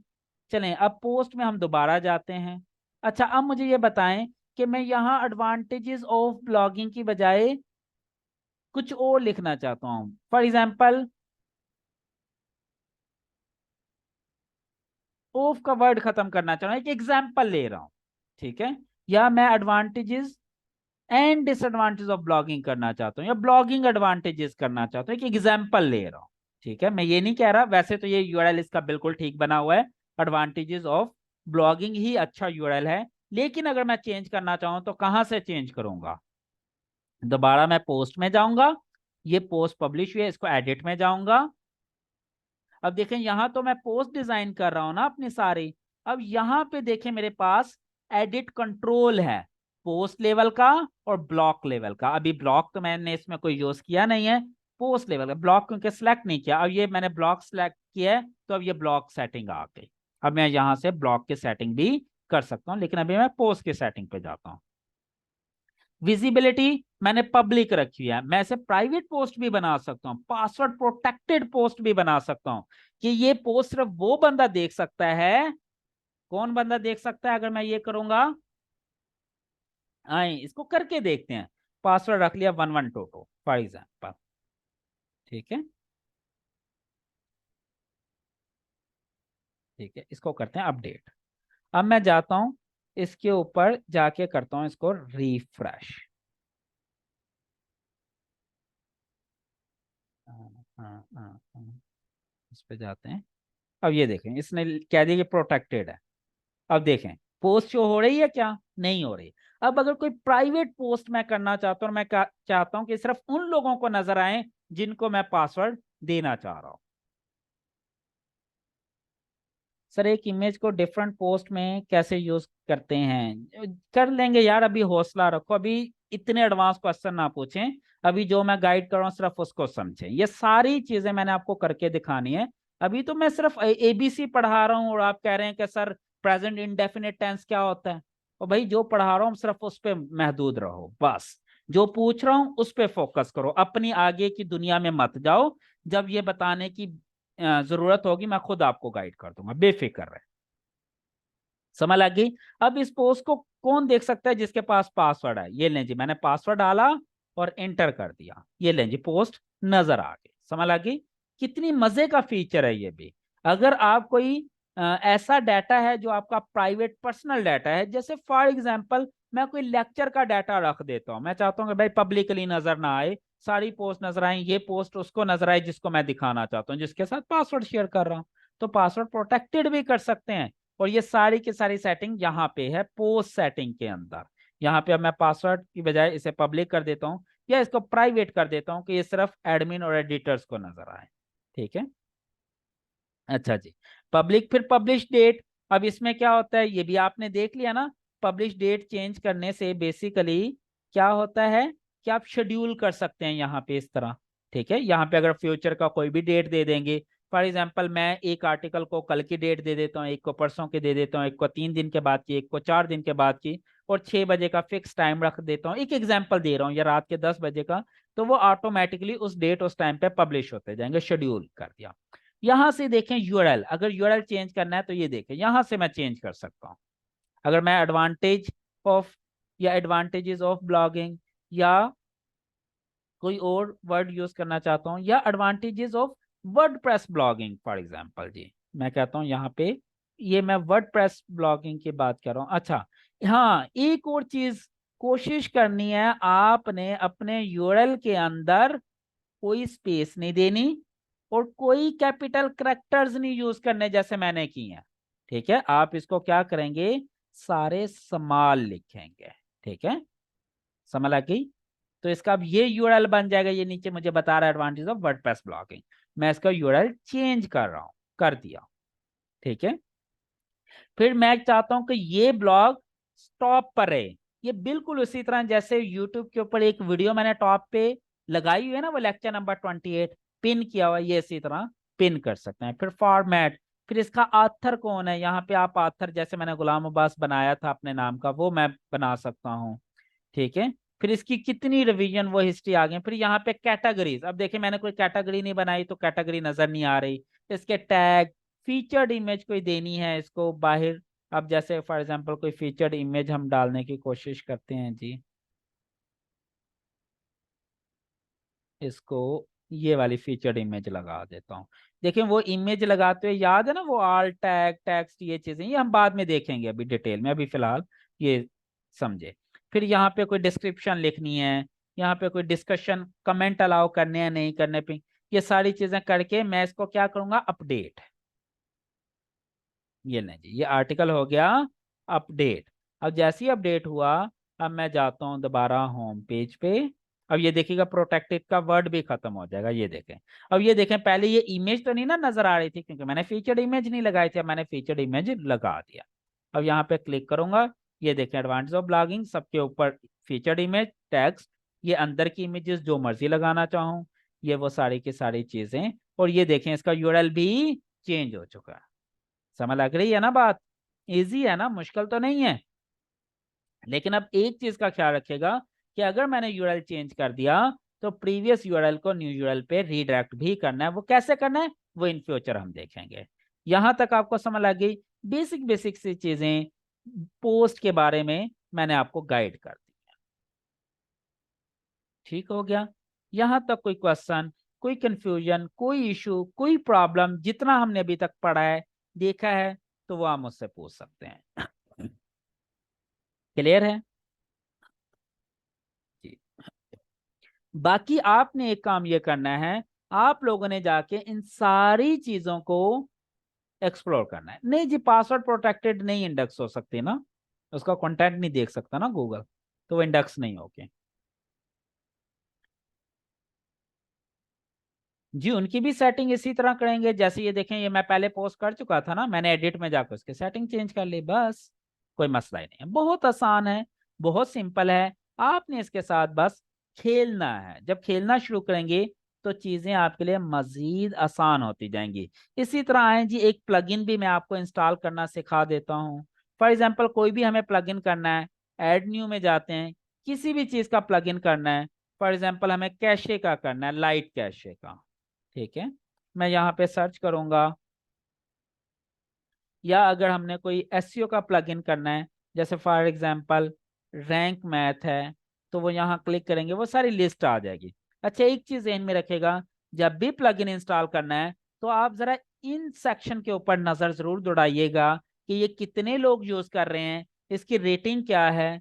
जितने ज्यादा लोग यूज कर रहे हैं और जितनी अच्छी रेटिंग है वो उतना ही अच्छा टूल कंसीडर किया जाएगा। जैसे रैंक मैथ प्रो 2 मिलियन से ज्यादा लोग यूज कर रहे हैं और इसकी रेटिंग ऑलमोस्ट 5 स्टार है। ऑल इन वन 3 मिलियन से ज्यादा यूज कर रहे हैं लेकिन इसकी रेटिंग तकरीबन 4.5 स्टार है, एंड सो ऑन। इसी तरह योस्ट है, योस्ट तकरीबन 5 मिलियन से भी ज्यादा लोग सर्च कर रहे होंगे, लेकिन ये सब के बाद आया और सबसे ज्यादा पॉपुलर हो गया क्योंकि इसमें बहुत ज्यादा फीचर्स हैं और मैं खुद भी इसको पसंद करता हूँ और मैंने इसका पेड वर्जन भी खरीदा हुआ है और मैं आपको पेड वर्जन भी इसका फ्री में दूंगा, रैंक मैथ बिजनेस का। ठीक है, मैंने इसका 200 वेबसाइट्स के लिए लेसन्स खरीदा हुआ है, यानी कि 200 वेबसाइट मेरा लेसन्स यूज कर सकती हैं, तो मैं आपको ये फ्री ऑफ कॉस्ट आपकी वेबसाइट के साथ प्रोवाइड कर दूंगा इंशाल्लाह। समझ लग गई? अब कोई कुछ भी इंस्टॉल करना है तो यहाँ पे इंस्टॉल पे क्लिक करेंगे, एक्टिवेट करेंगे, वो चीज़ इंस्टॉल भी हो जाएगी, एक्टिवेट भी हो जाएगी। अब ये प्लगइन के साथ कैसे खेलना है, बाकी चीज़ों के साथ कैसे खेलना है, ये हम कल देखेंगे। नए थीम कैसे सेटअप करने हैं, कल लाइव क्लास में मैं आपको अपना थीम भी सेटअप करके दिखाऊंगा, प्लगइन भी इंस्टॉल करके दिखाऊंगा और न्यू पोस्ट भी डिज़ाइन करके दिखाऊंगा, ताकि आपके लिए चीज़ें आसान हो जाएं समझना। तो इस वीक हमने सिर्फ यही सारी चीजें करनी है प्रैक्टिकली। आसान है, मुश्किल नहीं है, लेकिन जब तक मैं ये आपको रिक्वेस्ट करूंगा, जब तक आप एक्चुअल काम शुरू नहीं कर देते, तो तब तक एटलीस्ट 1 दिन 2 दिन 3 दिन आप अपने वर्डप्रेस के साथ खेलें, नए नए थीम सेटअप करें, इंस्टॉल करें, प्लगइन्स के साथ खेलें, सेटिंग्स के साथ खेलें और एक्सपेरिमेंट कर करके देखें कि ये क्या कर रहा है, क्यों कर रहा है, किस ऑप्शन से क्या फायदा होता है, क्या नुकसान होता है। जब ये सारी चीजें सीख जाएंगे, 1 दिन 2 दिन 3 दिन, उसके बाद अगर मुझे दोबारा से आपको अपने वाला प्रीमियम थीम सेटअप करके देना पड़ा, मैं दोबारा कर दूंगा, कोई इशू नहीं होगा। ठीक है, ये वाला लेक्चर मैं यूट्यूब पे अपलोड कर दूंगा, यहाँ पर इस चैनल के अंदर आ जाएगा, लर्न विद जीए वाले चैनल में। और इसी वीडियो के नीचे मैं इसके होस्टिंग के एफिलिएट लिंक और बाकी और फ्री वेबसाइट का जो हमारा लिंक है, गूगल फॉर्म है, उसका लिंक मैं इसकी डिस्क्रिप्शन में डाल दूंगा, तो आपको यहाँ से काफ़ी कुछ पता चल जाएगा। ये वाला लेक्चर यहाँ पे आएगा पब्लिकली, तो आप इससे फ़ायदा लें, अपने दोस्तों के साथ शेयर करें और आप डिस्कस करें कि देखें कितनी मजे मजे की चीजें आपको हमारे थीम में इंशाल्लाह मिलेंगी इन फ्यूचर। चलें जी, अब जिसका जो भी क्वेश्चन है वो हैंड रेज करें और क्वेश्चन पूछ लें ताकि मैं उसको आंसर करूं। आज के लिए सिर्फ ये बेसिक सा इंट्रोडक्शन ही मैंने देना था वर्डप्रेस का, बाकी चीजें हम कल के लेक्चर में इंशाल्लाह करेंगे। हैंड रेज करके माइक पे क्वेश्चन पूछें ताकि मेरे लिए एक्सप्लेन करना भी आसान हो सके। सर बाकी जिसके पास साइट नहीं है वो अभी पे प्रैक्टिस करें या लोकल सर्वर पे? जी, लोकल सर्वर पे कर लें, वो आपकी मर्जी है, लेकिन मैं रिकमेंड करूंगा कि भाई होस्टिंग खरीदें। जब तक आप खुद अपनी जात के ऊपर इन्वेस्ट करना नहीं सीखेंगे तब तक आप प्रोग्रेस नहीं कर सकते, ये चीज अपने जहन में बैठा लें। जी अबू बकर। अस्सलाम वालेकुम सर। वालेकुम अस्सलाम। सर ये शेड्यूल पोस्ट जो होती है ना सर, अगर मैं जी। एक पोस्ट को शेड्यूल करूं तो हम्म। उसकी इंटरनल और एक्सटर्नल लिंक्स के बारे में ज़रा बता दीजिए, क्योंकि अगर वो नया पोस्ट है तो वो मैं तो खामखा ओल्ड पोस्ट में जाके उसको लिंक दूंगा, तो अगर वो लाइव नहीं है तो फिर उसका क्या बनेगा? भाई ये तो मैंने अभी पढ़ाया ही नहीं है, लिंक बिल्डिंग कहाँ से आ गए? नहीं सर, वो इंटरनल लिंक की बात कर रहा था, तो मैंने ये नहीं, आप। मैंने इंटरनल लिंकिंग पढ़ा दिया आपको टॉपिक। नहीं सर, वो ये तो जब शेड्यूल पोस्ट पढ़ाऊंगा, के नहीं बारे नहीं में नहीं, क्वेश्चन ये था। शेड्यूल जब इंटरनल लिंकिंग पढ़ाऊंगा तब पूछेगा कैसे करनी है। एडवांस क्वेश्चन नहीं पूछने, सॉरी, सही बात। क्योंकि वरना और, आपकी वजह से बाकी जो न्यू बच्चे हैं वो कंफ्यूज हो जाएंगे। और सर ये डिफरेंट ऑथर्स ऐड करना सही है? जी बिल्कुल आप कर सकते हैं। देखें, अगर मेरी अगर वेबसाइट पे 3 डिफरेंट टॉपिक्स हैं तो मैं कोशिश करता हूँ 3 4 5 डिफरेंट ऑथर असाइन कर दूं। अगर आप सारा काम खुद ही लिख रहे हैं, सारा काम आप खुद ही कर रहे हैं, तो आप चाहे फिर एक ही ऑथर बना लें अपने नाम का, कोई मसला नहीं। अच्छा सर, तो ये ठीक एक है। एसईओ फैक्टर हो सकती है क्या? अगर मैं 100 आर्टिकल्स खुद लिख रहा हूँ हाँ, तो फिर मैं एक ही आंसर रखूंगा, और अगर कोई है जो मेरे लिए लिख रहा है तो वो जेन्युइन उसको अच्छा मैं जो है ना इससे, उसको हाँ लिंक दूंगा। जेन्युइनली लेकर चलें, इससे वैसे कोई फर्क पड़ता नहीं है, कोई फर्क नहीं पड़ता। अच्छा सर, हाँ। सही है। बड़ी मेहरबानी सर, ये जी, क्वेश्चन थे। मोस्ट वेलकम जी, अल्लाह हाफिज। जी शाहिद इकबाल। अस्सलाम वालेकुम सर। वालेकुम अस्सलाम। सर मेरा एक क्वेश्चन ये था कि अगर हमने ना कोई ब्लॉग पहले से बनाया है, उस पे हमने कोई 8-10 पोस्ट डाल दिए हैं, कोई ठीक लिंक है। बिल्डिंग नहीं की अभी, ठीक है। तो सर अगर उसके उसमें ये यूआरएल्स में ये जैसे आपने बताया अभी कि यूआरएल्स में डेट वगैरह आ रही है, मैंने हम्म। चेक की है उस पे डेट वगैरह आ रही है, तो हम्म। अगर हम उसके यूआरएल वगैरह को दोबारा जैसे आपने बताया उस तरह की सेटिंग कर देंगे तो उससे कोई हम्म। फर्क तो नहीं पड़ेगा सर? अब देखना ये होगा कि अगर वो आर्टिकल ऑलरेडी इंडेक्स हो गए हैं तो आपको जी रीडायरेक्ट भी करवाना पड़ेगा। ये कल वाले लेक्चर में हम पढ़ेंगे ठीक कि हो गया अगर सर। पुराना कंटेंट है और उसके अगेंस्ट आप नया उसे सेटिंग कर रहे हैं और जिसकी वजह से उसका यूआरएल चेंज हो रहा है, तो फिर हम जी क्या सर। करेंगे, पुराने यूआरएल को न्यू यूआरएल के ऊपर इंडेक्स भी, सॉरी, रीडायरेक्ट भी करेंगे। अब वो रीडायरेक्ट कैसे करना है ये कल के लेक्चर में हम इन डिटेल स्टडी करेंगे। ठीक हो गया सर, थैंक यू सर। ठीक है, ये वाली चीजें हम कल स्टडी करेंगे, रीडायरेक्शन और ये बाकी की वेबसाइट की सेटिंग इंशाल्लाह। जी। इंशाल्लाह सर। जी राशिद। अरे ये आथर नाम कैसे चेंज करते हैं, क्योंकि अभी तो वेबसाइट पे वैसे ही आ रहा है जैसा हमने लॉगिन किया है। नहीं नहीं, वो अभी मैंने चेंज किया नहीं है। अभी देखते हैं, एक मिनट। अभी मैंने चेंज तो किया था वो, इसको देखते हैं इसमें चेंज हुआ है या नहीं हुआ। अच्छा ये देखे ना, आथर ये आ रहा है बाय गुलाम अब्बास। अब ये एडमिन तो नहीं आ रहा, पहले एडमिन था। ठीक है। अभी हमने ये इसकी सर आथर एक प्रोफाइल नहीं बनाई हुई ना। जी।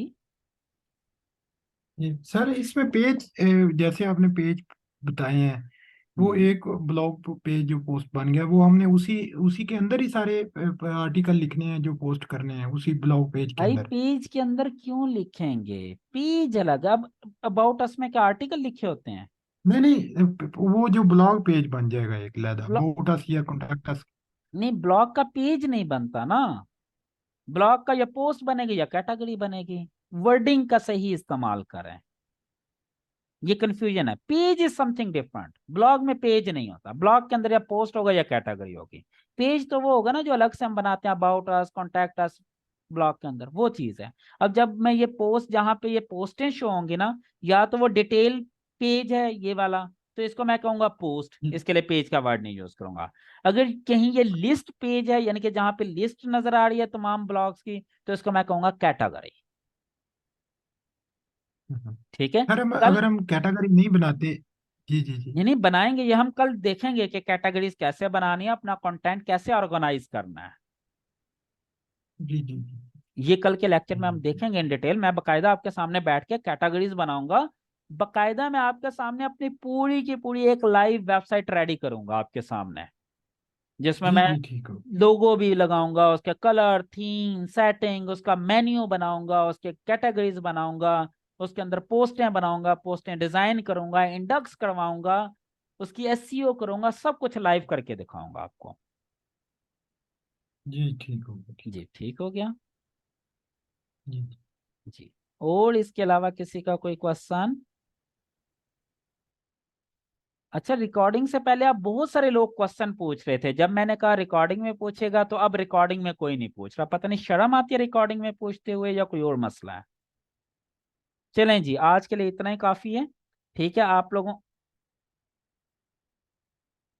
जी। जी अजीत। हेलो। जी जी। सर आवाज आ रही जी बिल्कुल आ रही है। सर मेरा एक छोटा सा क्वेश्चन था, क्वेश्चन क्या रिक्वेस्ट थी। जैसे जी। ऑलरेडी मैंने ना 2 साल के लिए होस्टिंग दी हुई है। नहीं तो समझ लगी, सॉरी।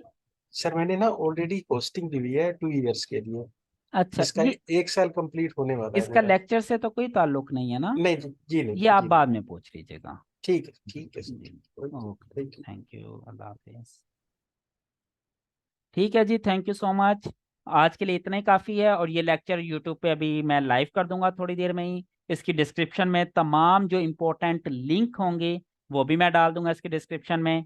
आपने ये लेक्चर सुनना है, समझना है, कोई क्वेश्चन हो तो उसी लेक्चर के नीचे कमेंट में क्वेश्चन भी पूछ लीजिएगा। कल को हमारा इसी का पार्ट 2 होगा, जिसमें मैं आपको theme, categories, link structure, URL redirection, ये सारी चीज़ें करवाऊंगा। ठीक है जी। Thank you so much. अपना ढेर सारा ख्याल रखिएगा। अल्लाह हाफिज।